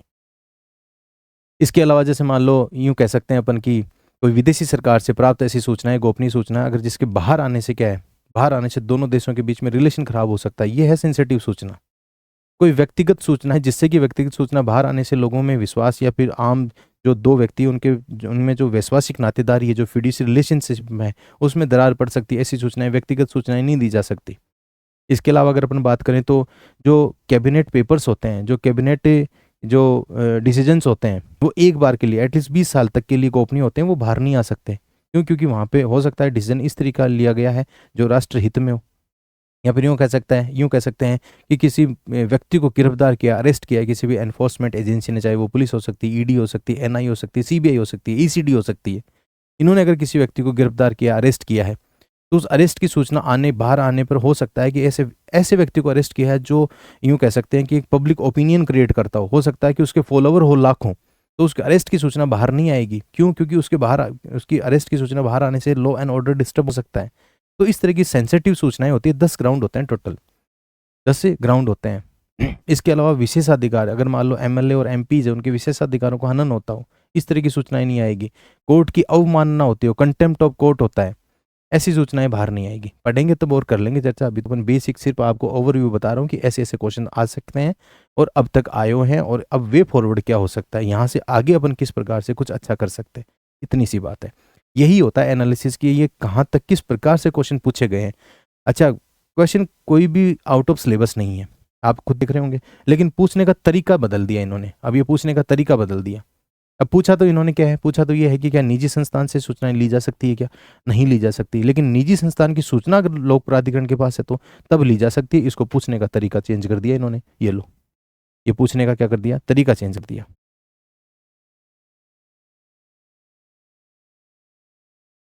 नेक्स्ट आगे है, ये पोजीशन है अब हट चुका है, ऑनरशिप है, पोजीशन है, लीगल राइट, लीगल ड्यूटीज, ये सब हट चुके हैं।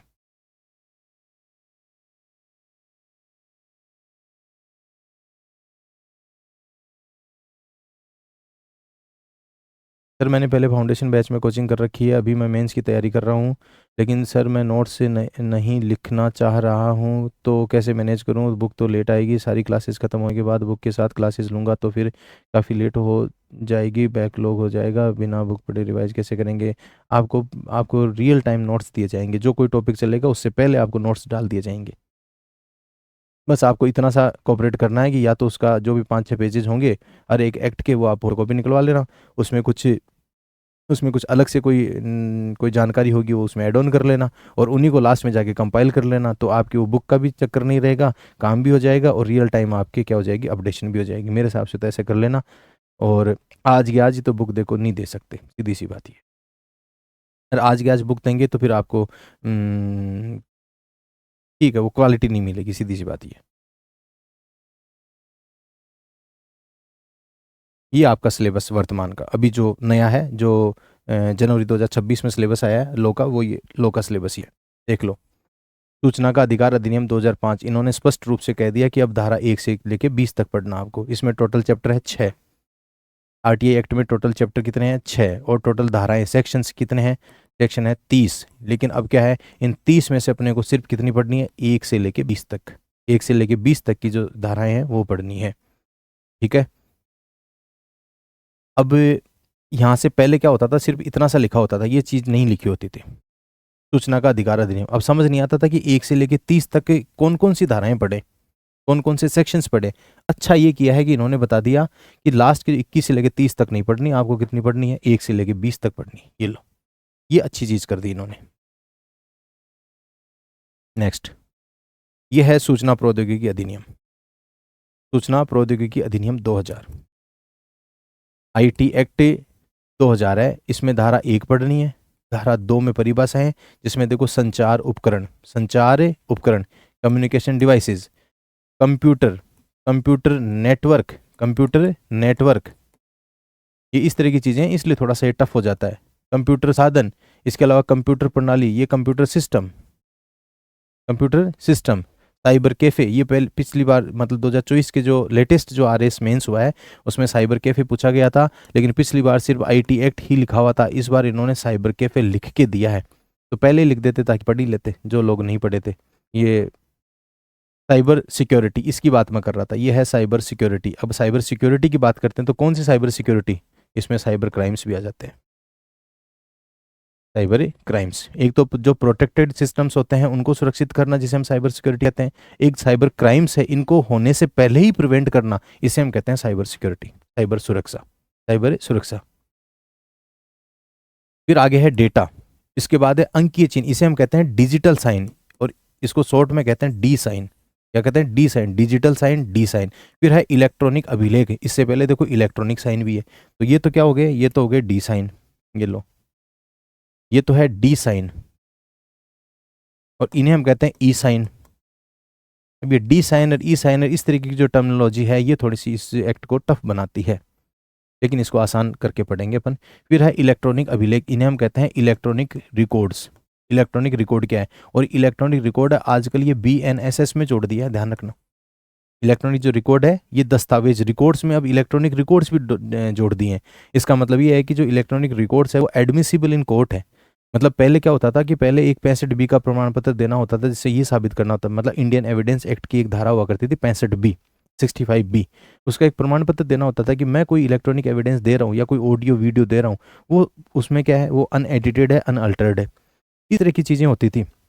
हालांकि वो तो भारतीय साक्ष्य अधिनियम में अभी भी है धारा, वो आजकल 64 3C में है वो, लेकिन क्या है, यहाँ पे जो इलेक्ट्रॉनिक जो रिकॉर्ड था इसको अब BNSS और BNS और BNSS में जोड़ दिया। इसका मतलब है कि दस्तावेज में अब इलेक्ट्रॉनिक जो रिकॉर्ड्स है वो भी शामिल कर दिए, और ये पहले ही लिख दिया था 2000 में। कहाँ पे? IT एक्ट में। फिर आगे है सूचना, इंफॉर्मेशन क्या है। देखो RTI act, right to information act के तहत सूचना क्या है, अलग क्वेश्चन। IT एक्ट के तहत सूचना क्या है, अलग क्वेश्चन। ठीक है, तो यहाँ पे मिक्स नहीं करना। अगर पूछ ले कि सूचना कौन से अधिनियम के अंतर्गत, RTI अधिनियम के अंतर्गत, तो आपको अलग आंसर लिखना है। और इस तरीके से पूछ ले कि सूचना IT एक्ट के अंतर्गत, तो अलग आंसर लिखना है।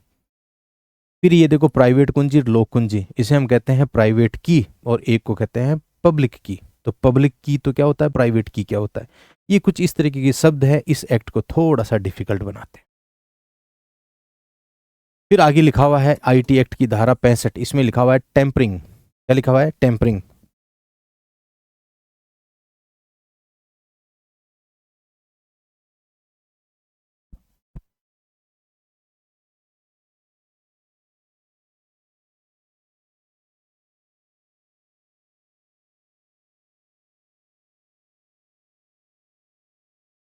नेक्स्ट देखो, IT act, information technology act में क्या है? क्लियर नहीं दिख रहा है कुछ भी। अब क्लियर कैसे दिखाऊं तो आपको मैं, मतलब मेरे स्तर पे मैं ऐसा क्या करूं कि आपको क्लियर दिखे।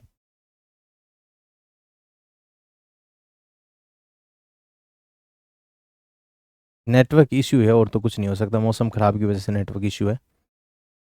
कर लो, थोड़ा सा वेट कर लो, अगर थोड़ा सा क्लियर दिख जाए तो।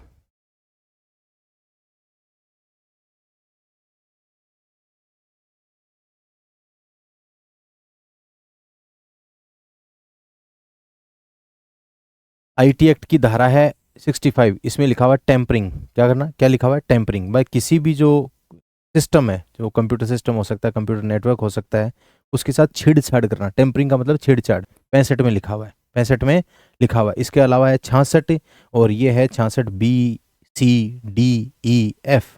ये 66B, C, D, E, F तक है। और 66 में लिखा हुआ है हैकिंग। क्या लिखा हुआ है? हैकिंग। जब आपने सुना होगा हैकिंग, तो किसी भी कंप्यूटर सिस्टम को हैक करना भी क्या है, क्राइम है, अगर वो इथिकल हैकिंग नहीं है तो। उसके बाद में है 66B है, 66C है, 66D है, 66F है। इसमें अगर अपन बात करें तो जैसे आपने सुना होगा चिटिंग बाय पर्सोनेशन, मतलब किसी के व्यक्तित्व को प्रतिरूपण करके चिटिंग करना। मतलब आप है तो कुछ और आप किसी अन्य के सामने में वर्चुअल स्पेस में कुछ और बन रखे हो, और उसके साथ आपने चिटिंग कर ली, अपराध है। इसके अलावा 66 से जो F है, उसमें लिखा हुआ है साइबर टेररिज्म। कि जो साइबर आतंकवाद है वो क्या चीज़ है। ठीक है, ये सब चीज़ें इसमें आपको 66 में मिलेगी, 66 में मिलेगी। 65 में टेम्परिंग है, 65 में 66 में आपको हैकिंग मिलेगा, कंप्यूटर से रिलेटेड जो भी है। जैसे आगे अपन कहते हैं कि जैसे 66B है, तो इसमें लिखा हुआ है कि चोरी का कंप्यूटर खरीदना भी अपराध है। चोरी का कंप्यूटर खरीदना भी अपराध है। इसके अलावा अगर अपन बात करें 66C में लिखा हुआ है चीटिंग बाई पर्सोनेशन, किसी के प्रतिरूपण करके किसी के साथ चीटिंग करना। और 66F में लिखा हुआ है साइबर टेररिज्म, साइबर आतंकवाद क्या है, साइबर आतंकवाद क्या है। फिर लिखा हुआ है 66, इसमें लिखा हुआ है अश्लील जो सामग्रियां हैं या अश्लील प्रयोजन वाली जो सामग्रियां हैं उनको प्रकाशित करना। जैसे कई बार आपने देखा होगा किसी व्यक्ति ने किसी की जो फोटो है उसको फोटोशॉप करके उसको अश्लील बना के और कहीं पे मान लो किसी सोशल मीडिया के ऊपर प्रसारित कर दिया, ये क्राइम है 67 में, 67 में। फिर आगे है 67A, B, C। इसके अलावा ये है 71 से लेके 78 तक। अब 78 जो इंपॉर्टेंट है, इसमें लिखा हुआ है power to investigate. Power to investigate, अगर IT एक्ट की धारा लग जाती है तो जो इन्वेस्टिगेशन होती है, तो इन्वेस्टिगेशन इंस्पेक्टर लेवल से निम्न रैंक का कोई अधिकारी नहीं कर सकता।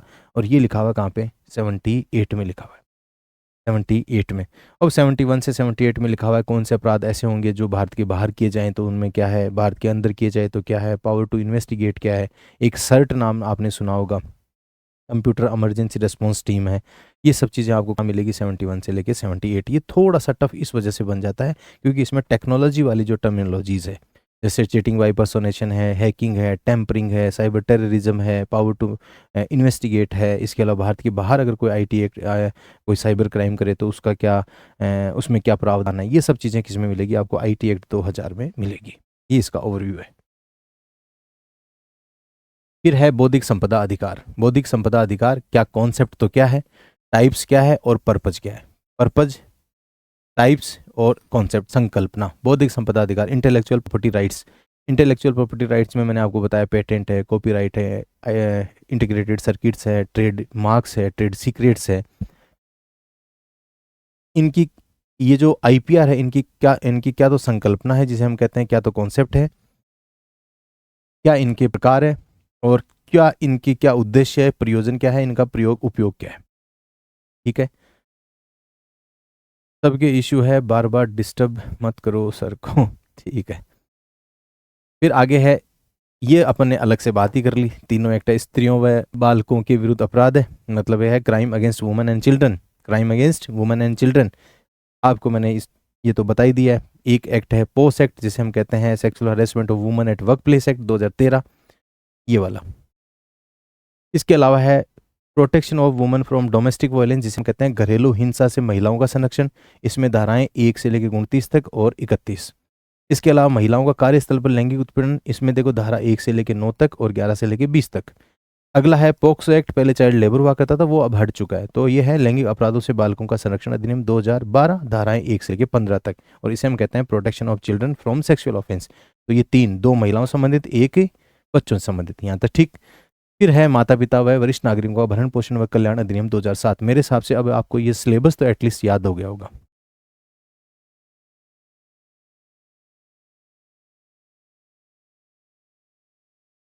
नोट्स शो नहीं हो रहे हैं सर, मतलब ये स्क्रीन शो नहीं हो रही, ये वाली बात कह रहे हो क्या?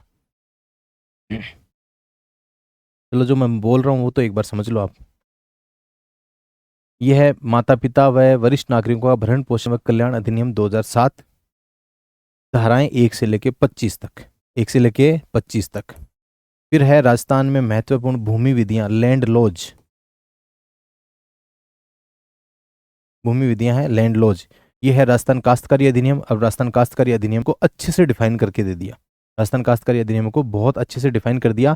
पहले सिर्फ इतना सा लिखा हुआ था, राजस्थान काश्तकारी अधिनियम, राजस्थान काश्तकारी अधिनियम और राजस्थान भू राजस्व अधिनियम। अब राजस्थान भू राजस्व अधिनियम, इसमें 263 धाराएं हैं। कितनी धाराएं हैं? 263 धाराएं। अब 263 में क्या क्या पढ़े? पहले तो एम्बिग्यूटी थी बहुत ज्यादा, ठीक है, लेकिन अब क्या, अब इन्होंने डिफाइन करके दे दिया कि 263 पढ़ने की जरूरत नहीं, हम जो बता रहे हैं वो पढ़ लो। तो ये हमारे लिए और आपके लिए, दोनों के लिए बहुत ही अच्छा हुआ है। अब राजस्थान काश्तकारी अधिनियम 1955 में इन्होंने क्या कहा है? इन्होंने बोले तो आरपीएससी ने हमें लिख के दिया है कि धारा 1 पढ़नी है, धारा 5 में जो परिभाषाएं वो पढ़नी है। परिभाषाओं में कृषि वर्ष क्या है, एग्रीकल्चर ईयर क्या है, कृषि एग्रीकल्चर क्या है, इसके अलावा कृषक एग्रीकल्चरिस्ट क्या है। यहाँ पे फार्मर नहीं लिखा हुआ, टेनेंट नहीं लिखा हुआ, यहाँ पे एग्रीकल्चरिस्ट लिखा हुआ है। सहायक कलेक्टर है, असिस्टेंट कलेक्टर कौन होता है। बोर्ड की बात करें तो यहाँ पे बात कर रहे हैं अपन रेवेन्यू बोर्ड की। रेवेन्यू बोर्ड का क्या कॉन्सेप्ट है। कलेक्टर किसे कहते हैं, आयुक्त कमिश्नर किसे कहते हैं, जैसे कि अपन डिविजनल कमिश्नर की बात करते हैं, संभागीय आयुक्त, उसकी बात की जा रही है। फसल, ये रहा क्रॉप्स, ये रहा क्रॉप्स। अब ये क्रॉप्स क्या है, ये 2 नंबर में 2024 में क्वेश्चन आया, इन्होंने लिख के दिया, लेकिन बाद में लिख के दिया, पूछ पहले लिया, लेकिन इस बार इन्होंने लिख दिया। फिर है ग्रूव धारक, ग्रूव होल्डर क्या है, ग्रूव भूमि, ग्रूव लैंड क्या है, होल्डिंग किसे कहते हैं, इजारा या ठेका किसे कहते हैं, सुधार इंप्रूवमेंट किसे कहते हैं, भूमि लैंड किसे कहते हैं, स्वयं कास्त भूमि cultivated personally, land cultivated personally, मतलब लैंड ऐसी भूमि जो कल्टिवेटेड पर्सनली, स्वयं के द्वारा कास्त की जाने वाली भूमि किसे कहते हैं, भूमिधारी लैंड होल्डर किसे कहते हैं, भूमि विहीन व्यक्ति लैंड लेस पर्सन किसे कहते हैं। इसके अलावा अधिवासित भूमि ऑक्यूपाइड लैंड किसे कहते हैं, चारागाह भूमि पास्चर लैंड किसे कहते हैं, रेंट किसे कहते हैं, राजस्व किसे कहते हैं। इसका मतलब है कि लगान वर्सेज राजस्व। लगान किसे कहते हैं, राजस्व किसे कहते हैं, rent versus revenue. Rent versus revenue, rent को ही लगान कहते हैं और राजस्व को रेवेन्यू कहते हैं। तो ये रेंट क्या होता है, राजस्व क्या होता है, लगान क्या होता है, राजस्व क्या होता है। फिर आगे लिखा हुआ है राजस्व अपीलीय प्राधिकारी क्या होता है। ये कॉन्सेप्ट है RAA का, रेवेन्यू एपिलेट अथॉरिटी। राजस्थान में टोटल 14 रेवेन्यू एपिलेट अथॉरिटी है। आपने कभी सुना है राजस्व मुकदमों में, जैसे मान लो अगर एसडीओ साहब और कलेक्टर साहब ने कोई अगर प्राथमिक डिग्री करी है, मतलब किसी भी राजस्व विवाद में कोई निर्णय दिया है, तो उसकी अपील कहाँ होती है, उसकी अपील होती है रेवेन्यू एपिलेट अथॉरिटी RAA में। RAA में क्या होता है RAA, ये इन्होंने पूछा है। टोटल 14 है। राजस्व न्यायालय, राजस्व न्याय, रेवेन्यू कोर्ट्स कौन कौन से, तहसीलदार जी का रेवेन्यू कोर्ट है, एसडीओ साहब का रेवेन्यू कोर्ट है, ईडीएम साहब का रेवेन्यू कोर्ट है, कलेक्टर साहब का रेवेन्यू कोर्ट है, डिविजनल कमिश्नर का रेवेन्यू कोर्ट है, RAA रेवेन्यू कोर्ट है। इसके अलावा और बाकी कोर्ट्स कहाँ पे? रेवेन्यू बोर्ड में भी रेवेन्यू कोर्ट है। ये रेवेन्यू कोर्ट्स पूछे। राजस्व अधिकारी, रेवेन्यू ऑफिसर क्या है? अब रेवेन्यू ऑफिसर कौन से? तहसीलदार जी रेवेन्यू ऑफिसर है, SDO साहब रेवेन्यू ऑफिसर है, ADM है, कलेक्टर साहब है, डिविजनल कमिश्नर, सब के सब क्या है? रेवेन्यू ऑफिसर्स है। सायर किसे कहते हैं? सायर मतलब कोई व्यक्ति का नाम नहीं है, रेंट है, कोई एक लगान है। क्या है? रेंट है, लगान है। बंदोबस्त, बहुत काफी महत्वपूर्ण शब्द लिखा है, इसे हम कहते हैं सेटलमेंट। इसे कहते हैं सेटलमेंट। दो कॉन्सेप्ट आते हैं, एक सेटलमेंट है, एक लैंड रिकॉर्ड है। एक तो कहते हैं अपन सेटलमेंट और एक होता है लैंड रिकॉर्ड। सेटलमेंट और लैंड रिकॉर्ड। Land record. अब ये सेटलमेंट बंदोबस्त ये तो आपको RT एक्ट 1955 में मिलेगा, लेकिन जो लैंड रिकॉर्ड है ये आपको मिलेगा कहाँ पे? ये रहा भू अभिलेख। ये सेटलमेंट ऑफिसर और लैंड रिकॉर्ड ऑफिसर, ये दोनों अलग अलग चीजें हैं। और ये कॉन्सेप्ट भी बहुत अच्छा है कि भू बंदोबस्त किसे कहते हैं और भू अभिलेख किसे कहते हैं, लैंड सेटलमेंट ऑपरेशंस किसे कहते हैं और लैंड रिकॉर्ड ऑपरेशंस किसे कहते हैं। जब पढ़ेंगे तब समझेंगे इसको अपन। उपखंड अधिकारी, SDO किसे कहते हैं? उप किराएदार, ये है टेनेंट और सब टेनेंट। ये तो हो गया सब टेनेंट और ये यहाँ पे टेनेंट लिख दिया। किराएदार तो कौन होगा और उप किराएदार कौन होगा? ये PG वाले या फिर ये वाला किराएदार नहीं, जो किसी की भूमि कास्त करने के लिए क्या करता है? किराए पे लेता है, उसकी बात की जा रही है, टेनेंट और सब टेनेंट। फिर है तहसीलदार, यहाँ पे तहसीलदार जी के बारे में भी है। अतिचारी, अतिचारी इसे इंग्लिश में लिखा गया है ट्रेसपासर। क्या लिखा गया है? ट्रेसपासर। एक है नालबट, फिर एक अजीब सी चीज़ है, ये नालबट क्या है? नालबट भी एक रेंट है। क्या है? एक रेंट है, एक रकम है। ये इनका प्रयोजन क्या है दोनों का, वो भी अपन चर्चा करेंगे। फिर उन्होंने कहा है कि आप धाराएं ये पढ़ो। कौन कौन सी धाराएं? धारा 14 से लेकर 17A तक, 31 से लेकर 37 तक, 38 से 54A तक और 206 से 232 तक और 239 से 242 तक। बहुत अच्छी चीज़ की है कि इन्होंने अपने को धाराएं स्पेसिफाई करके दे दी। तो अब 15, 16, 17, 17A, 31, 32, 33, 34, 35, 36, 37, 38 से लेकर 54 और 54A, 206 से लेकर 232, 239 से लेकर 242, यही धाराएं पढ़नी है अपने को। अब वो इतनी 250 प्लस जो धाराएं हैं वो अपने को नहीं पढ़नी।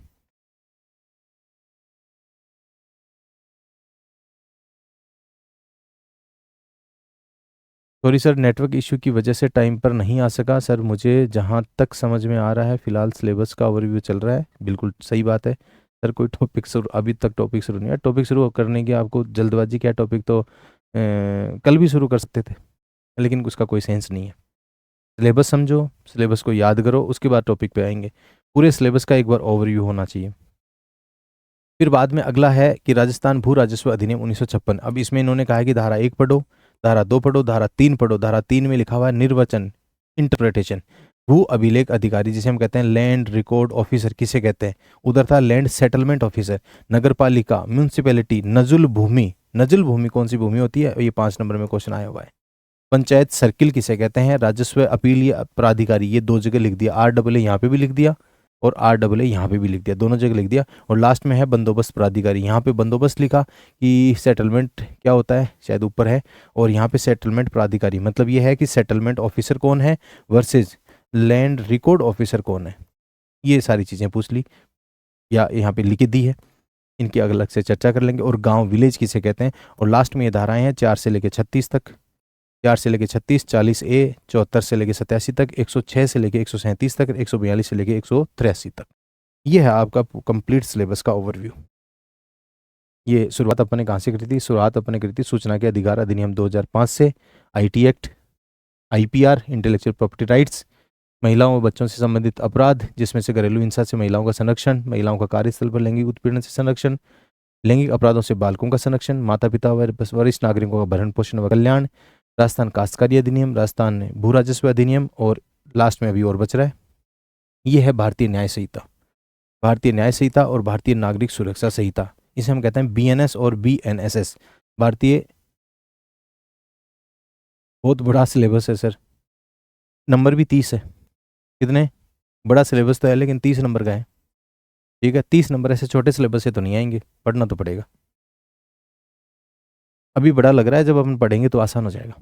ठीक है, अब एक बार ये देख लो, BNS BNSS, भारतीय न्याय संहिता, भारतीय नागरिक सुरक्षा संहिता 2023, 2023, ये दोनों ही 2023 के हैं। यहाँ पे जो BSL था वो नहीं लिखा हुआ है। भारतीय साक्ष्य अधिनियम 2023 है, वो नहीं है, सिर्फ BNS और BNSS है। तो बीएनएस सबसे पहले फुल फॉर्म बीएनएस भारतीय न्याय संहिता, भारतीय नागरिक सुरक्षा संहिता बीएनएसएस 2023।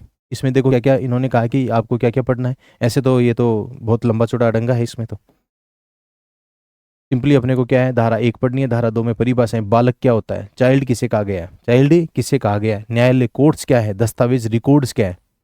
रिकॉर्ड्स जो अपन बात कर रहे थे कि रिकॉर्ड्स में क्या है, सिर्फ फिजिकल रिकॉर्ड नहीं, इलेक्ट्रॉनिक रिकॉर्ड भी इस बार इन्होंने शामिल कर दिए, मतलब ई रिकॉर्ड्स भी शामिल कर दिए हैं। लिंग जेंडर, जेंडर में पहले मेल हुआ करता था, फीमेल हुआ करता था, इस बार इन्होंने क्या जोड़ा, ट्रांसजेंडर को भी जेंडर में शामिल कर दिया, मतलब जो ट्रांसजेंडर से जिसे हम कहते हैं उभयलिंगी जो वर्ग है उसको भी पहचान प्रदान कर दी गई है, जो कि बहुत अच्छा इनिशिएटिव है। तो अब अपन अगर अपन बात करें कि जेंडर में कौन कौन शामिल है, तो मेल है, फीमेल है, ट्रांसजेंडर है, तीनों जो कैटेगरी है वो जेंडर में शामिल है। फिर आगे लिखा हुआ सद्भावना पूर्वक, गुड फेथ का क्या मतलब होता है। अब यहाँ पे एक चीज और लिख दे तो ज्यादा ठीक रहता है, सद्भावना पूर्वक तो क्या होता है, असद्भावना पूर्वक क्या होता है, गुड फेथ तो क्या होता है, फ्रॉडुलेंटली क्या होता है। लेकिन यहाँ लिखा सद्भावना पूर्वक, अगर सद्भावना पूर्वक अगर कोई छोटा मोटा क्राइम भी हो गया है तो कंसिडर नहीं किया जाएगा, यहाँ इस सेंस में सद्भावना पूर्वक चीजें लिखी हुई है। फिर लिखा हुआ सरकार, गवर्नमेंट किसे कहते हैं, न्यायाधीश का क्या कॉन्सेप्ट है, व्यक्ति पर्सन का क्या कॉन्सेप्ट है। इसके अलावा जो लोक है वो क्या है, पब्लिक, पब्लिक सर्वेंट, और मूल्यवान प्रतिभूति, इसे हम कहते हैं वैल्यूएबल सिक्योरिटी, वैल्यूएबल सिक्योरिटी। ये सब छोटी मोटी डेफिनेशंस है।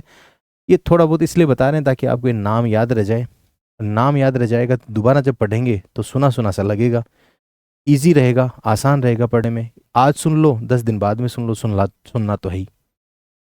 ये डेफिनेशंस है, ये यूँ कह सकते हैं कि 2 3 4 डेफिनेशंस मिलके 5 नंबर में पूछी जा सकती है।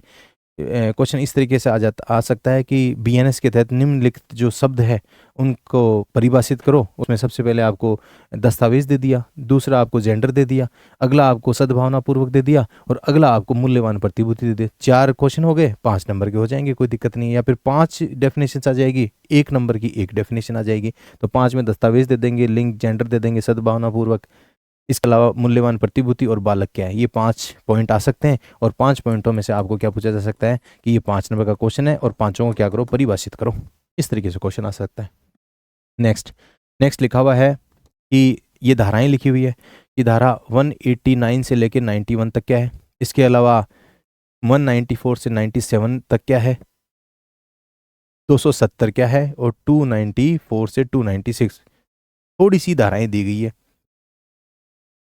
और ये जो धाराएं हैं ये भी किससे संबंधित है, ये भी संबंधित है लोक सेवक से संबंधित। कैसे संबंधित है,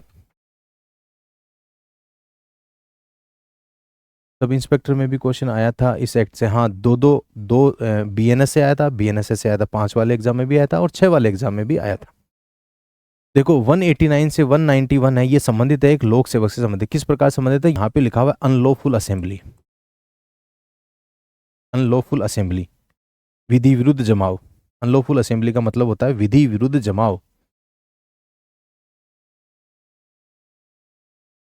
यहाँ पे लिखा हुआ है 189 से 191 के बीच में लिखा हुआ है कि अनलॉफुल असेंबली,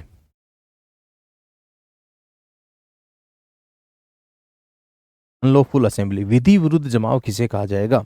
और विधि विरुद्ध जमाव को तितर बितर करने के लिए, उसको हटाने के लिए एक लोक सेवक की क्या जिम्मेदारी है, इस सेंस में ये धाराएं दी गई है। ये धाराएं ऐसे सोच समझ के दी है। आप ये कहेंगे कि वो एक से लेके 189 तक तो नहीं दी भाई, धारा 2 में तो परिभाषाएं दे दी, उसके बाद की धाराएं सीधा ही अपने 189 पे कैसे जंप कर गए।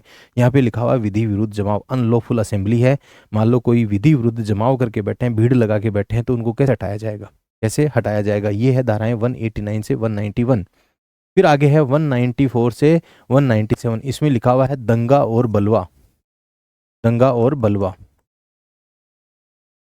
रायोट्स या रायोटिंग या फिर एफरे, दंगा और बलवा। अब दंगे हो जाए, बलवा हो जाए, या फिर दंगे हो जाए कहीं पे, तो एक लोक सेवक की क्या भूमिका हो सकती है, पुलिस के साथ मिलके। पुलिस तो कानून व शांति व्यवस्था बनाए रखने के लिए एनफोर्समेंट एजेंसी है ही, लेकिन प्रशासन भी उसको साथ में कंधे से कंधा मिला के वो जो लॉ एंड ऑर्डर चैलेंज जो है उसको काउंट करने के लिए प्रयास करता है। सामान्य प्रशासन हो, सामान्य प्रशासन भी पुलिस प्रशासन के साथ ही रहता है ऐसे मामलों में, चाहे तो अनलॉफुल असेंबली हो, चाहे तो दंगा हो, चाहे तो बलवा हो। यहाँ तक ठीक है। फिर उसके बाद में है 270, 270 है, उसके बाद में है 294 से 296, इसमें लिखा हुआ है वैल्यूएबल सिक्योरिटीज। फिर है भारतीय नागरिक सुरक्षा संहिता। भारतीय नागरिक सुरक्षा संहिता। यहाँ पे जो 294 से 296 है, ये देखो अपन ने आईटी एक्ट में भी पढ़ रहे थे कि 67 में लिखा हुआ है कि अश्लील जो प्रयोजन की सामग्री है उनका प्रकाशन करने पे रोक है, और यहाँ पे भी लिखा हुआ है कि जो अश्लील प्रयोजन की सामग्रियाँ हैं उनके प्रकाशन पे रोक है। तो यहाँ पे देखो दोनों चीज़ें एक दूसरे से ओवरलैप हो रही है, इसलिए यहाँ कहा गया है कि यहाँ पे भी आप पढ़ो आईपीसी में क्या प्रावधान है, जो कि आज वर्तमान का बीएनएस है। बीएनएस में भी जो अश्लील सामग्रियाँ हैं, जो पोर्नोग्राफिक मटेरियल या कंटेंट है, उनको उनके डिस्ट्रीब्यूशन पे या फिर उनके प्रकाशन या फिर उनके जो यूँ कह सकते हैं कि किसी भी इलेक्ट्रॉनिक मीडिया हो या फिर कोई प्रिंट मीडिया हो, प्रिंट मीडिया में छापना और इलेक्ट्रॉनिक मीडिया में प्रसारित ट्रांसमिट करना वो अपराध है एक तरीके से। इसलिए यहाँ कहा गया है कि जो अश्लील पुस्तकें हैं, अश्लील जो सामग्रियाँ हैं, उनको बेचना, उनको प्रकाशित करना, उनको प्रसारित करना, ये सारा क्या दंडनीय अपराध है। ये यहाँ पे भी लिख के दिया है, कहाँ पे, बीएनएस, भारतीय न्याय संहिता में। इसके अलावा अगर हम बात करें तो भारतीय नागरिक सुरक्षा संहिता, ये है बीएनएसएस, जिसे हम कहते हैं बीएनएसएस। बीएनएसएस भारतीय नागरिक सुरक्षा संहिता 2023 1 जुलाई 2024 से ये लागू हो गए थे संपूर्ण भारत में। यहाँ पे परिभाषाएं दी गई है, देखो इंपॉर्टेंट है, ये आएगी। यहाँ लिखा हुआ है श्रव्य दृश्य इलेक्ट्रॉनिक साधन, श्रव्य दृश्य इलेक्ट्रॉनिक साधन, श्रव्य दृश्य इलेक्ट्रॉनिक साधन। यहाँ पे लिखा हुआ है audio video electronic means, audio video, audio video, audio video electronic means, इसमें क्या क्या शामिल है ये इस बार ही जोड़ा गया है, पहले नहीं था। आईपीसी में ऑडियो वीडियो इलेक्ट्रॉनिक मीन्स नहीं था। अब जो ऑडियो वीडियो इलेक्ट्रॉनिक मीन्स नहीं थे तो इलेक्ट्रॉनिक कम्युनिकेशन भी नहीं था, तो ये दोनों चीज़ें नहीं जुड़ी है, ये न्यू है और ये न्यू है। सिलेबस में तो ये पूरा सेक्शन ही न्यू है, लेकिन बीएनएस और बीएनएसएस में भी ये न्यू है। मेरे हिसाब से समझ पा रहे होंगे, सिलेबस में तो ये नया जुड़ा है, कोई दिक्कत नहीं है, लेकिन पहले आईपी सीआरपीसी में ये नहीं हुआ करता था। क्रिमिनल प्रोसीजरल कोड जो 1973 का हुआ करता था, उसमें ऑडियो वीडियो इलेक्ट्रॉनिक मीन्स नहीं हुआ करते थे, इलेक्ट्रॉनिक कम्युनिकेशन भी नहीं हुआ करता था। इलेक्ट्रॉनिक कम्युनिकेशन का मतलब अगर मान लो एक व्यक्ति ने दूसरे व्यक्ति के साथ चैट किया, चाहे वो व्हाट्सअप चैट हो सकती है, चाहे इंस्टाग्राम चैट हो सकती है, चाहे वो ईमेल्स वगैरह किए गए, क्या उनको कोर्ट एक्सेप्ट कर सकता है क्या, या उनको एडमिट कर सकता है क्या? इस बार इन्होंने कहा कि वो भी एडमिट हो सकते हैं, चाहे तो वो ऑडियो वीडियो इलेक्ट्रॉनिक मीन्स हो, चाहे तो इलेक्ट्रॉनिक कम्युनिकेशन हो, ये भी एडमिसिबल इन कोर्ट है। मतलब जो कोर्ट है, जो न्यायालय है, उसमें ट्रायल विचारण के दौरान स्वीकार्य है। महत्वपूर्ण बात है ये, महत्वपूर्ण चीज़ है ये। फिर है जमानत। जमानत को हम कहते हैं बेल, कि बेल क्या होती है, बेल क्या होती है, बेल किसे कहते हैं, कि अगर किसी गिरफ्तारशुदा व्यक्ति को बेल देने के क्या प्रावधान है, मतलब बेल देने का मतलब क्या होता है। आगे लिखा हुआ है जमानती अपराध और गैर जमानती अपराध किसे कहते हैं। जमानती अपराध अजमानती है या गैर जमानती है। बेलेबल ऑफेंसेस, बेलेबल ऑफेंसेस तो कौन से होते हैं, और नॉन बेलेबल ऑफेंसेस कौन से होते हैं, नॉन बेलेबल ऑफेंसेस कौन से होते हैं। इसके अलावा अपराध किसे कहेंगे, अपराध किसे कहेंगे। इसके अलावा है जमानत पत्र, जमानत पत्र और बंद पत्र। अब देखो इसको तो कहते हैं बॉन्ड और इसे कहते हैं अपन ने बेल बॉन्ड।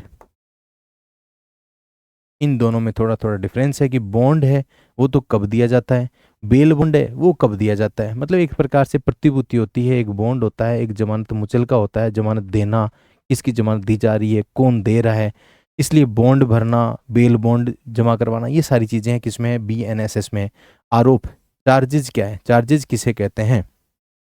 इसके अलावा संज्ञेय अपराध और असंज्ञेय अपराध कहाँ लिखा हुआ है, ये रहा असंज्ञेय अपराध। मतलब कॉग्निजेबल ऑफेंसेस क्या है, कॉग्निजेबल ऑफेंसेस क्या है और नॉन कॉग्निजेबल ऑफेंसेस क्या है। संज्ञेय अपराध तो क्या है, असंज्ञेय अपराध क्या है। इसी प्रकार से बेलेबल ऑफेंसेस कौन से हैं, नॉन बेलेबल ऑफेंसेस कौन से हैं, कॉग्निजेबल ऑफेंसेस कौन से हैं, नॉन कॉग्निजेबल ऑफेंसेस कौन से हैं। इसके अलावा इलेक्ट्रॉनिक समसूचना, ये अपन ने बात कर ली। परिवाद, परिवाद मतलब कंप्लेंट, कंप्लेंट परिवाद ये किस चीज़ से संबंधित है। जब परिवाद होता है तो वो संबंधित होता है नॉन कॉग्निजेबल ऑफेंसेस से।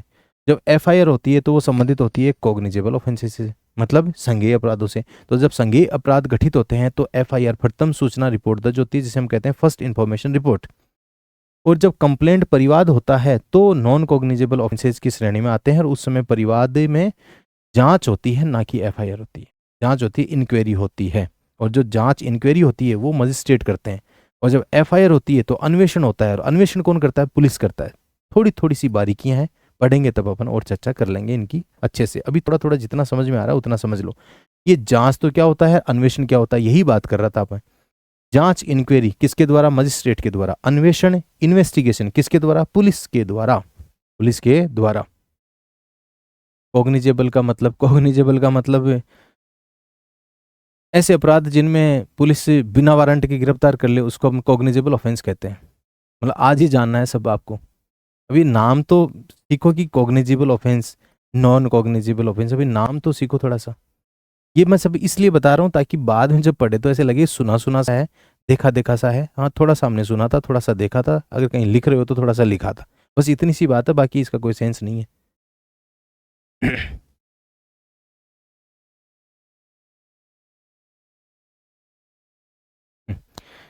क्या कह रहे हैं, DKM। मुझे लगता है कि अभी नोट्स तैयार नहीं हुए इसलिए आज टॉपिक स्टार्ट नहीं करवाया सर ने। यार एक बात बताओ, मतलब आप इतनी इतनी समझदार कैसे हो सकते हो? मतलब आप वहां बैठे बैठे, अब जहाँ पे भी बैठे होंगे आप, एक तो आपका नाम भी यहाँ शो नहीं हो रहा, DKM। खैर चलो छोड़ो, कोई नहीं।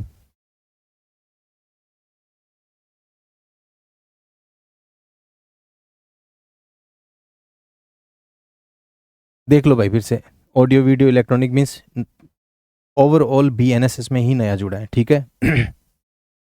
जमानत किसे कहते हैं, जमानत मतलब बेल किसे कहते हैं, जमानत ये बेलेबल ऑफेंस क्या होते हैं, नॉन बेलेबल ऑफेंसेस क्या होते हैं, कॉग्निजेबल ऑफेंसेस क्या होते हैं। एक जन ने पूछा कि कॉग्निजेबल ऑफेंसेस क्या होते हैं, ऐसे ऑफेंसेस जिनमें पुलिस बिना वारंट की गिरफ्तार कर लेती है, कॉग्निजेबल ऑफेंसेस है। मतलब कुछ प्रकृति में गंभीर होते हैं, किसी ने किसी का सर फोड़ दिया, ठीक है, तो कॉग्निजेबल ऑफेंस। किसी ने किसी के ऊपर हाथ उठा दिया, नॉन कॉग्निजेबल। एक तरीके से अपन एक एग्जाम्पल ले रहे हैं, ठीक है। हालांकि तो ऐसे तो BNSS में एक शेड्यूल 1 दिया गया है, उसमें लिखा हुआ है कि कौन सा अपराध संज्ञेय है, कौन से असंज्ञेय है। लेकिन संज्ञेय अपराध वो अपराध जिनमें बिना वारंट के पुलिस गिरफ्तार कर लेती है। नॉन कॉग्निजेबल ऑफेंसेस असंज्ञेय अपराध वो होते हैं जिनमें जिनमें बिना वारंट के गिरफ्तार नहीं किया जा सकता, बिना वारंट के गिरफ्तार नहीं किया जा सकता, ठीक है। और जब पढ़ेंगे और अच्छे से इनको पढ़ लेंगे अपन। तो ये बेलेबल ऑफेंस, नॉन बेलेबल, ऐसे ऑफेंसेस जिनमें बेलेबल ऑफेंसेस का मतलब है पुलिस स्तर से ही आपको बेल मिल जाएगी, और ऐसे ऑफेंसेस जो नॉन बेलेबल ऑफेंसेस है वहां आपको पुलिस से आपको जमानत नहीं मिलेगी, आपको मजिस्ट्रेट से जमानत मिलेगी। अपराध किसे कहते हैं, जमानत पत्र ये है, बॉन्ड और है कि बेल बॉन्ड। आरोप क्या होते हैं, चार्जेस क्या होते हैं, cognizable offences, non cognizable offences. परिवाद कंप्लेंट क्या होती है, इलेक्ट्रॉनिक सूचना, इलेक्ट्रॉनिक कम्युनिकेशन किसे कहते हैं। जांच क्या होता है, अन्वेषण क्या होता है। इंक्वायरी क्या होती है, इंक्वायरी वर्सेज इन्वेस्टिगेशन। 5 नंबर में क्वेश्चन आ सकता है बड़ा, inquiry versus investigation, inquiry versus investigation, inquiry versus investigation. इसको थोड़ा सा और आगे बढ़ाए तो इंक्वायरी का मतलब है कंप्लेंट से संबंधित है, मतलब जिसे हम कहते हैं परिवाद। इन्वेस्टिगेशन है ये कॉग्निजेबल ऑफेंस से रिलेटेड है, इसे हम कह सकते हैं कि FIR से संबंधित मामला। जब FIR होगी इन्वेस्टिगेशन होगा, जब परिवाद होगा इंक्वायरी होगी। इंक्वायरी करेगा मजिस्ट्रेट, इंक्वायरी कौन करेगा, मजिस्ट्रेट। इन्वेस्टिगेशन कौन करेगा, पुलिस। इन्वेस्टिगेशन कौन करेगा, पुलिस। यहाँ तक ठीक है। और समझा देंगे जब अपन और पढ़ेंगे तब। अब थोड़ी थोड़ी एक बार हल्की हल्की सी जानकारी आप पता कर लो इनके बारे में, ताकि आपको जब भी अपन पढ़े तो ऐसे अटपटा नहीं लगेगी, नई चीज़ क्या आ गई है। बस इतना सा लगना चाहिए कि हाँ सुना सुना सा लग रहा है, देखा देखा सा लग रहा है। आगे देखो, यहाँ तक हो गया। जांच है, अन्वेषण है, असंज्ञेय अपराध है, उपखंड सब डिवीजन किसे कहते हैं। और उसके बाद बहुत महत्वपूर्ण चीज़ है, समन मामले क्या होते हैं, वारंट मामले क्या होते हैं। समन मैटर्स कौन से होंगे और वारंट मैटर्स कौन से होंगे, ये चीज़ जुड़ी है। और लास्ट में इन्होंने धाराएं बता दी कि धारा 3, 2 क, ख, 14 से 17। इस 14 से 17 में लिखा हुआ है एग्जीक्यूटिव मजिस्ट्रेट जो आप बनना चाह रहे हो, जो आप बनना चाह रहे हो, ये BNSS की धारा किसमें लिखी हुई है, 14 से 17 में। यहाँ लिखा हुआ है कि एग्जीक्यूटिव मजिस्ट्रेट जो विधि विरुद्ध जमाव होता है उसको कैसे तितर बितर करेगा। यहाँ पे लिखा हुआ है सिविल फोर्स का यूज करते हुए क्या करना, उस जमाव को तितर बितर करना, यहाँ पे लिखा हुआ है। इसके अलावा अगर कोई लोक सेवक किसी को अरेस्ट करना चाहता है तो अरेस्ट बाई एग्जीक्यूटिव मजिस्ट्रेट, क्या किसी व्यक्ति को एग्जीक्यूटिव मजिस्ट्रेट अरेस्ट कर सकता है, क्या कहाँ लिखा हुआ है, 41 से लेकर 43 में। आपसे ही संबंधित धाराएं हैं यहाँ पे, ये सोच समझ के लिखी हुई है जिसने भी ये डिजाइन किया था। 126 से 129 के बीच में लिखा हुआ है कि security for keeping peace and good behaviour, मतलब प्रतिभूति से किसी को आबद्ध करना, किसके लिए, इलाके में शांति व कानून व्यवस्था बनाए रखने के लिए। और इसे हम कहते हैं निवारक कार्रवाइयाँ। इसे हम कहते हैं निवारक कार्रवाइयाँ या फिर कह सकते हैं प्रिवेंटिव एक्शंस। प्रिवेंटिव एक्शन, दो प्रकार के एक्शन होते हैं, एक प्रिवेंटिव एक्शंस होते हैं, एक प्यूनिटिव एक्शंस होते हैं। प्रिवेंटिव एक्शन मतलब निवारक कार्रवाइयाँ, प्यूनिटिव का मतलब दंडात्मक कार्रवाइयाँ। प्रिवेंटिव एक्शंस का मतलब होता है अपराध होने से पहले ही रोक लेना, मतलब प्रिवेंट कर लिया, निवारक कर लिया। ये वाली वो चीज़ है जो आप कई बार कहते हैं ना कि भाई किसी को पाबंद कर दिया 6 महीने के लिए कि भाई आप दोबारा बदमाशी नहीं करोगे, अगर करोगे तो मुकदमा दर्ज होगा। ये 126 से 129 तक है। पहले 107-16 के इस्तगासे हुआ करते थे, अब वर्तमान में 126 135 का इस्तगासा होता है। जब किसी को अगर ऐसा आभास है पुलिस को कि अपराध हो सकता है, क्राइम हो सकता है, तो क्या किया जाएगा, किसी भी व्यक्ति को 6 महीने के लिए पाबंद कर दिया जाएगा और ये कहा जाएगा कि आप 6 महीने तक किसी भी प्रकार से कोई न्यूसेंस क्रिएट ना करेंगे तो आपके खिलाफ दूसरी प्रकार की कार्रवाई होगी। ये होते हैं निवारक कार्रवाइयाँ, किसी को निवारित कर देना कोई भी अपराध करने से, ये पुलिस का काम है। अगर कोई अपराध हो गया है, तो फिर क्या होगा, तो फिर प्यूनिटिव एक्शंस होंगे, मुकदमा दर्ज होगा, एफआईआर दर्ज होगी, इन्वेस्टिगेशन होगा, चार्जेस ओपिनियन दिया जाएगा इन्वेस्टिगेटिंग ऑफिसर के द्वारा और उसके बाद में ट्रायल के लिए फाइल जाएगी और वहाँ पे चार्जेस फ्रेम होंगे और जो माननीय न्यायालय श्रीमान है वो किसी को सजा सुनाएंगे। ये प्यूनिटिव एक्शन है। लेकिन कुछ इस तरीके का हो कि अपराध हो ही नहीं, उससे पहले ही रोक ले, तो महत्वपूर्ण चीज़ है प्रिवेंटिव एक्शन। क्या है प्रिवेंटिव एक्शंस?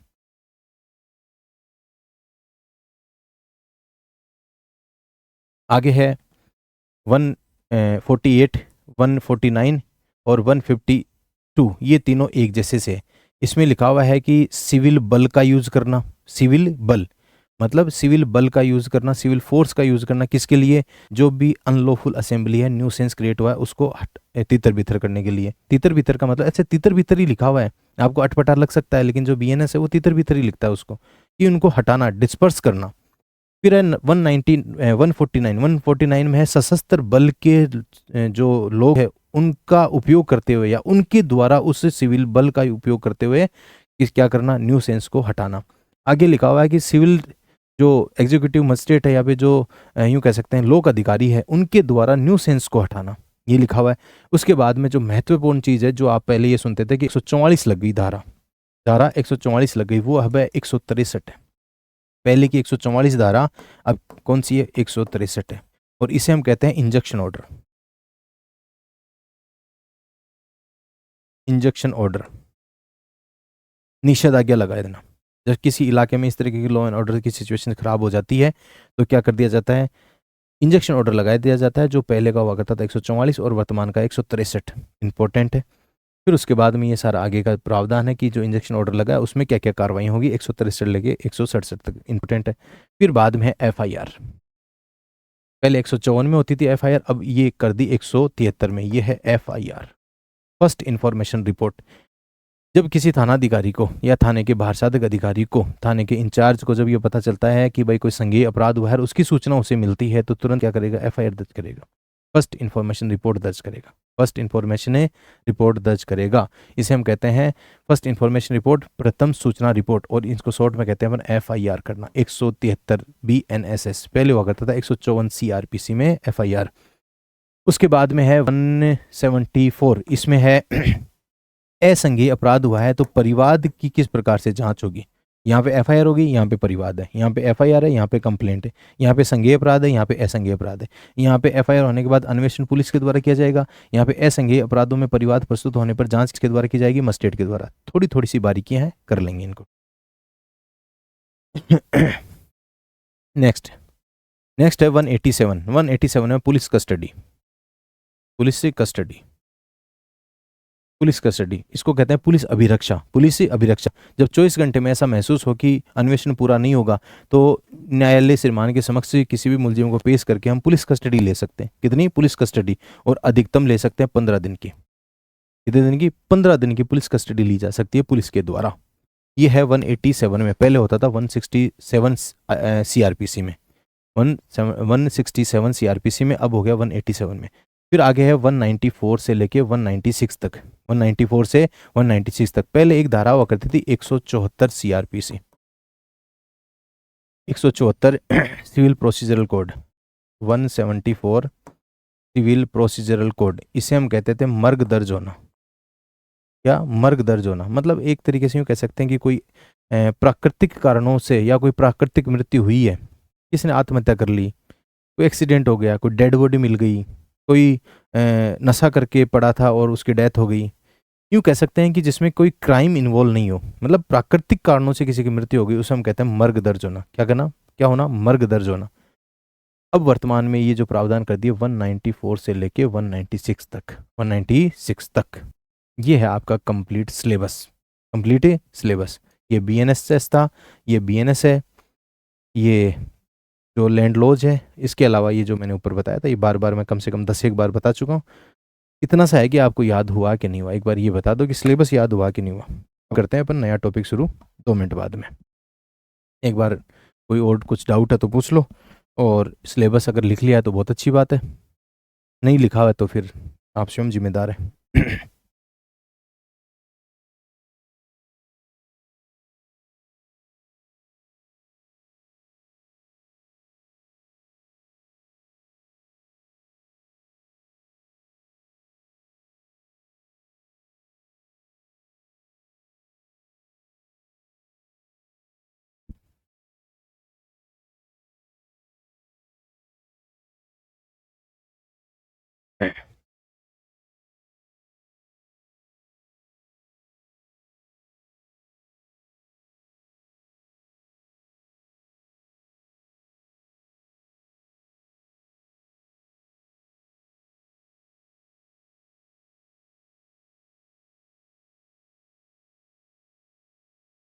अभी है अपने पास टाइम, टॉपिक शुरू करेंगे।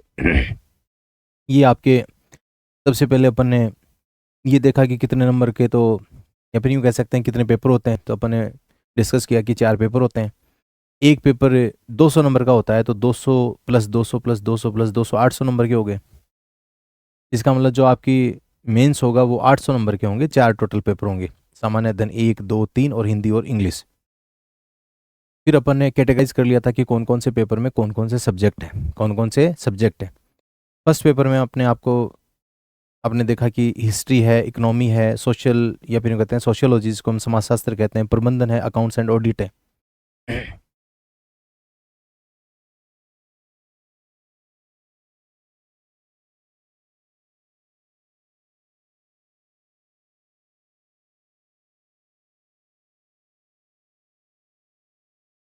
सर इंग्लिश की क्लास अपलोड करवा दो। करवा देंगे।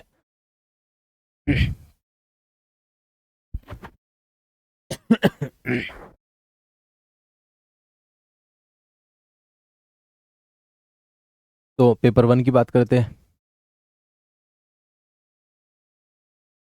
एक बार मैसेज कर लो तुम, एक बार क्या कहना चाह रहे हो, इस क्लास में लो कंप्लीट, और बताओ। सर इंग्लिश में क्लास ठीक है, क्या स्ट्रेटजी रखे कि जल्दी याद हो जाए, कर लेंगे बात इस बारे में भी। एक बार कर लो, देखिए मैसेज कर लो अब।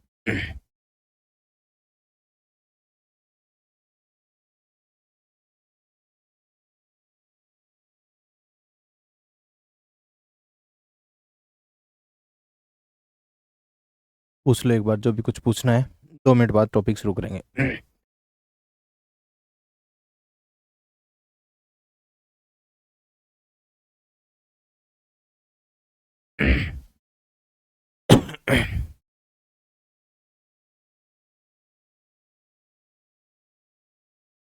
क्या लिखा है सिंपल लैंग्वेज में, एक सेकंड रुकना।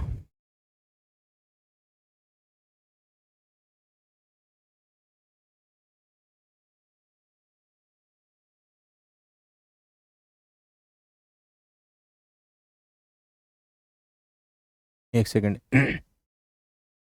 तो लो सब्जेक्ट को लो की लैंग्वेज में ही पढ़ेंगे या थोड़ा सिंपल लैंग्वेज में करेंगे? बहुत अच्छा क्वेश्चन है, मैं इसके बारे में बताता हूँ। पुराने जो भी आपके मेंस दिए हुए हैं साथी, उनसे पूछना कि लो को जब लो की लैंग्वेज में या थोड़ी बहुत अगर उसके अकॉर्डिंग लैंग्वेज नहीं लिखते तो नंबर नहीं आते। जब पहले 20 नंबर का लो हुआ करता था तो मैक्सिमम 6 नंबर आते थे। कितने नंबर? 6, 6.5, 7 तो हाईएस्ट हुआ करते थे। बाकी लोगों के 4-4 नंबर भी आए। आपके अगर कोई 7 के कोई मेंस दिए हुए हैं तो उनसे पूछ लेना। उसका कारण क्या था? उसका कारण ये था कि जैसे अभी अपन एक एक्ट पढ़ेंगे, जैसे मान लो यहाँ पे ये क्या लिखा हुआ है, लैंगिक उत्पीड़न लिखा हुआ है। क्या लिखा हुआ है? लैंगिक उत्पीड़न। लैंगिक उत्पीड़न। जब तक आप ये लैंगिक उत्पीड़न या सेक्सुअल हैरेसमेंट नहीं लिखोगे, या अब इसको तोड़ मरोड़ के कुछ और लिखोगे तो नंबर नहीं आएंगे। तो ये अपन, ये कि भ्रांति होती है ना कि बहुत सिंपल लैंग्वेज में लिख दें। समझा देंगे आसान लैंग्वेज में, लेकिन ये जो शब्द है वो एटलीस्ट आपको लिखने पड़ेंगे तो ही नंबर आएंगे, नहीं तो फिर नंबर नहीं आएंगे। 20 में से नंबर आएंगे 4, 5, 6 हाईएस्ट, और अब 30 में से कितने, उसके डबल कर दो, 10 नंबर आ जाएंगे 30 में से, कोई सेंस नहीं है। तो लिखने के लिए आपको ये जो टर्मिनोलॉजी, ये शब्द है, आज की जो ये डिस्कशन चल रहा था इसका कारण भी यही था कि एक बार कम से कम आप ये जो टर्म्स लिखी हुई है इनसे थोड़ा सा रूबरू तो हो। ये कोई ज्योग्राफी तो है नहीं, ये कोई यूँ कह सकते हैं कि कोई और सब्जेक्ट तो है नहीं जो जाना पहचाना, जो आपने 10वीं में पढ़ लिया, 11वीं में पढ़ लिया, फिर आपने 12वीं में पढ़ लिया, फिर आपने ग्रेजुएशन में भी शायद शायद पढ़ लिया हो। ये सब चीज़ें थोड़ी यूनिक है, ये जो नाम है ये भी थोड़ी यूनिक है, थोड़ा सा अपने को मेहनत करनी पड़ेगी इसमें तो ही नंबर आएंगे। नेक्स्ट लिखा हुआ है कि paper 1 unit history, word history, ये बहुत बढ़िया, सुनील ने ये पूरा सिलेबस बता दिया इसमें कि पेपर 1 में क्या है, पेपर 2 में क्या है, पेपर 3 में क्या है और पेपर 4 में क्या है। वेरी गुड सुनील, बहुत बढ़िया। सर धारा याद करवा देना, धारा याद करवा देंगे। सर पॉलिटी के आर्टिकल्स से ज़्यादा तो लॉ की धारा हो गई, क्या कर सकते हैं तो इसमें। सर बिना स्पीड बढ़ाए ही ऐसे लग रहा है एक 1.5 स्पीड पर देख रहे हैं, कल बहुत धीरे धीरे पढ़ा दिया था ना, इसलिए आज तो स्पीड बढ़ानी थी। सब ओके है सर, ठीक है सर, आज तो बहुत हो गया, याद नहीं होगा। सिलेबस ही डिस्कस किया, टॉपिक तो पढ़ाया नहीं, पढ़ाएंगे टॉपिक ऐसे, अभी टाइम बच रहा है काफ़ी। अच्छा 11 बजने को आएगा, अच्छा ज़्यादा हो गया मतलब है। सुनील कुमार, अब सर इम्पोर्टेंट धाराएं साथ साथ में बता दो सर, शॉर्ट नोट्स लिखेंगे, ठीक है सर, आज तो बहुत हो गया। तो ये काम करते हैं, हम्म, थोड़ा सा जो कल जो एक्ट पढ़ने वाले हैं, आज जो एक्ट पढ़ने वाले हैं, उसका थोड़ा सा मैं ओवरव्यू बता देता हूँ, लास्ट 10 मिनट और पढ़ लो, ठीक है, ताकि थोड़ी मेरे को संतुष्टि हो जाएगी, हाँ कुछ तो आपको थोड़ा सा कुछ तो अलग तो बताया। 10 एक मिनट आप थोड़ा सा कोऑपरेट कर लो, ठीक है, ज़्यादा अब मैसेज वैसेज के चक्कर में मत रहो।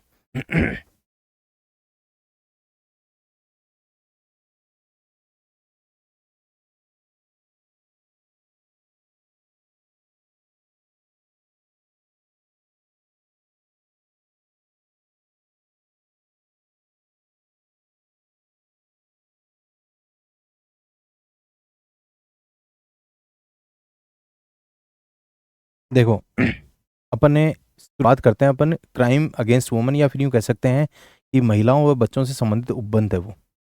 तो प्रोविजंस रिलेटेड टू,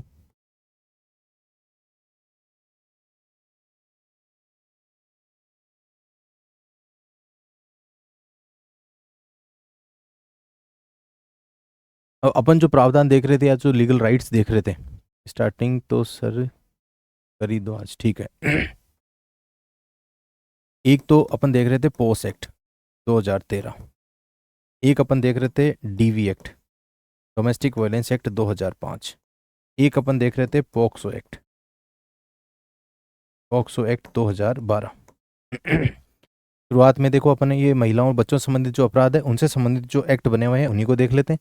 सबसे पहले है पोस एक्ट, फिर है डोमेस्टिक वायलेंस एक्ट, फिर है पॉक्सो एक्ट। शुरुआत अपन इससे कर लेते हैं, sexual harassment of woman at work place, उसके बाद अपन ये महिलाओं संबंधित डोमेस्टिक वायलेंस एक्ट, फिर उसके बाद में पॉक्सो एक्ट, तीनों एक साथ कंप्लीट हो जाएंगे। उसके बाद अपन आरटीए एक्ट पढ़ लेंगे, उसके बाद अपन आईटी एक्ट पढ़ लेंगे, थोड़ा सा अभी डिफिकल्ट हो जाएगा, उसके बाद में आईपीआर पढ़ लेंगे, ये सारी चीज़ें अपन एक साथ पढ़ लेंगे। उसके बाद अपने लिए कौन बच्चे बचेंगे, फिर जो land laws, RT act, Rajasthan tenancy act, Rajasthan land revenue act, उसके बाद में अपने पास लास्ट में जो बचेंगे वो बचेंगे न्यू क्रिमिनल लॉज। ये इस तरीके का तरीका रहेगा पढ़ने का। तो अपन क्या सिंपल से थोड़ा सा डिफिकल्ट की तरफ जाएंगे, और उसके बाद आरटीआई एक्ट पहले पढ़ेंगे आईटी से, उसके बाद आईपीआर, उसके बाद में लैंड लॉज, और उसके बाद में न्यू क्रिमिनल लॉज। थोड़ा सा इसका ओवरव्यू देख लो, इसका देख लो, या चाहे इसका, एक ही बात है, चाहे पोक्सो एक बार महिलाओं वाला ही पढ़ लेते हैं थोड़ा सा। ये है sexual harassment of woman at work place.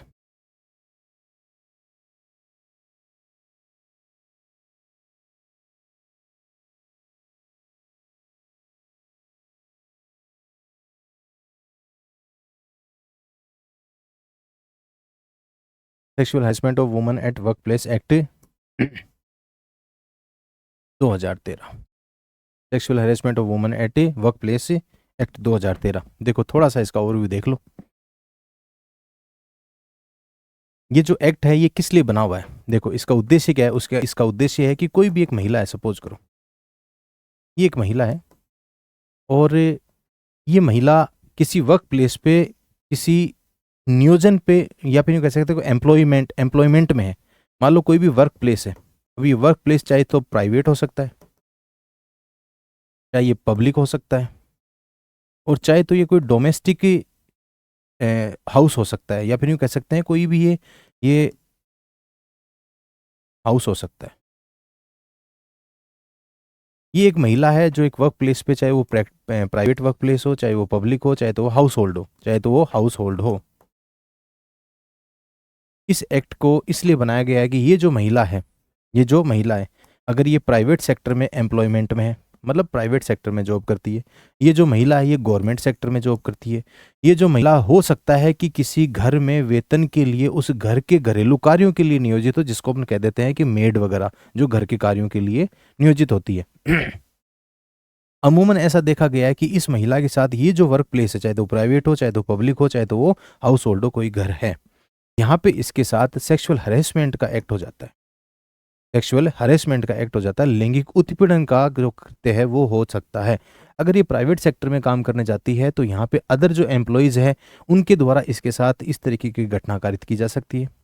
अगर ये पब्लिक सेक्टर में जाती है तो हो सकता है यहाँ पे जो अन्य जो कर्मचारी है उनके द्वारा इस महिला के साथ सेक्सुअल हरेसमेंट का कृत्य किया जा सकता है। या फिर अगर किसी हाउस होल्ड में रहती है, या फिर किसी हाउस होल्ड में अगर ये नियोजित है काम में, घरेलू काम के लिए वेतन के ऊपर अगर ये यहाँ पे नियोजित है, तो यहाँ पे भी हो सकता है कि इस हाउस होल्ड के किसी मेंबर के द्वारा इस महिला के साथ लैंगिक उत्पीड़न का कोई कृत्य कर दिया जाता है।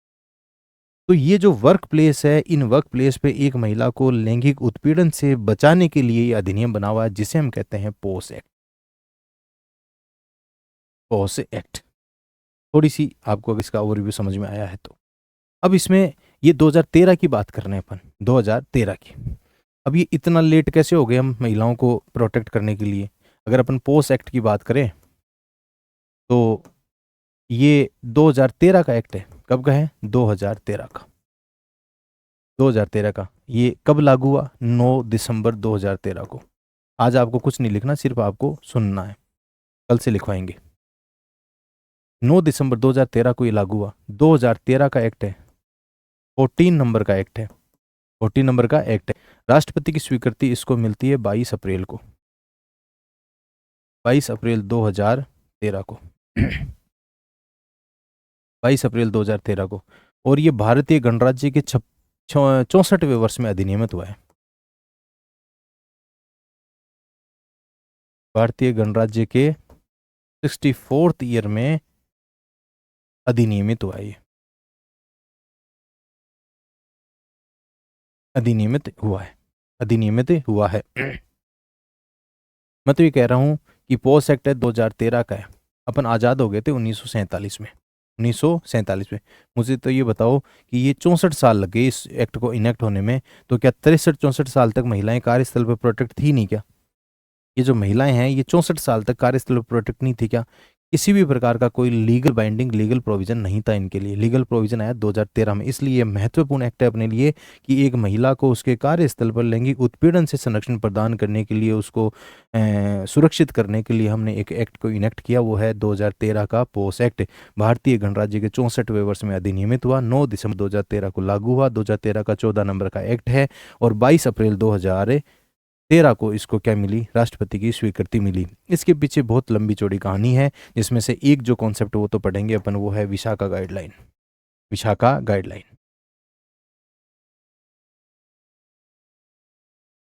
विशाखा गाइडलाइन।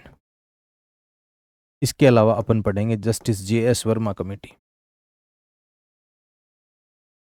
जस्टिस जगत शरण वर्मा कमेटी, वर्मा कमेटी। इसके अलावा इसमें जो आएगा वो आएगा Nirbhaya rape case, Nirbhaya rape case का हवाला आएगा, और शुरुआत होगी इसकी भंवरी देवी जी के कांड से। भंवरी देवी जी गैंग रेप से संबंधित,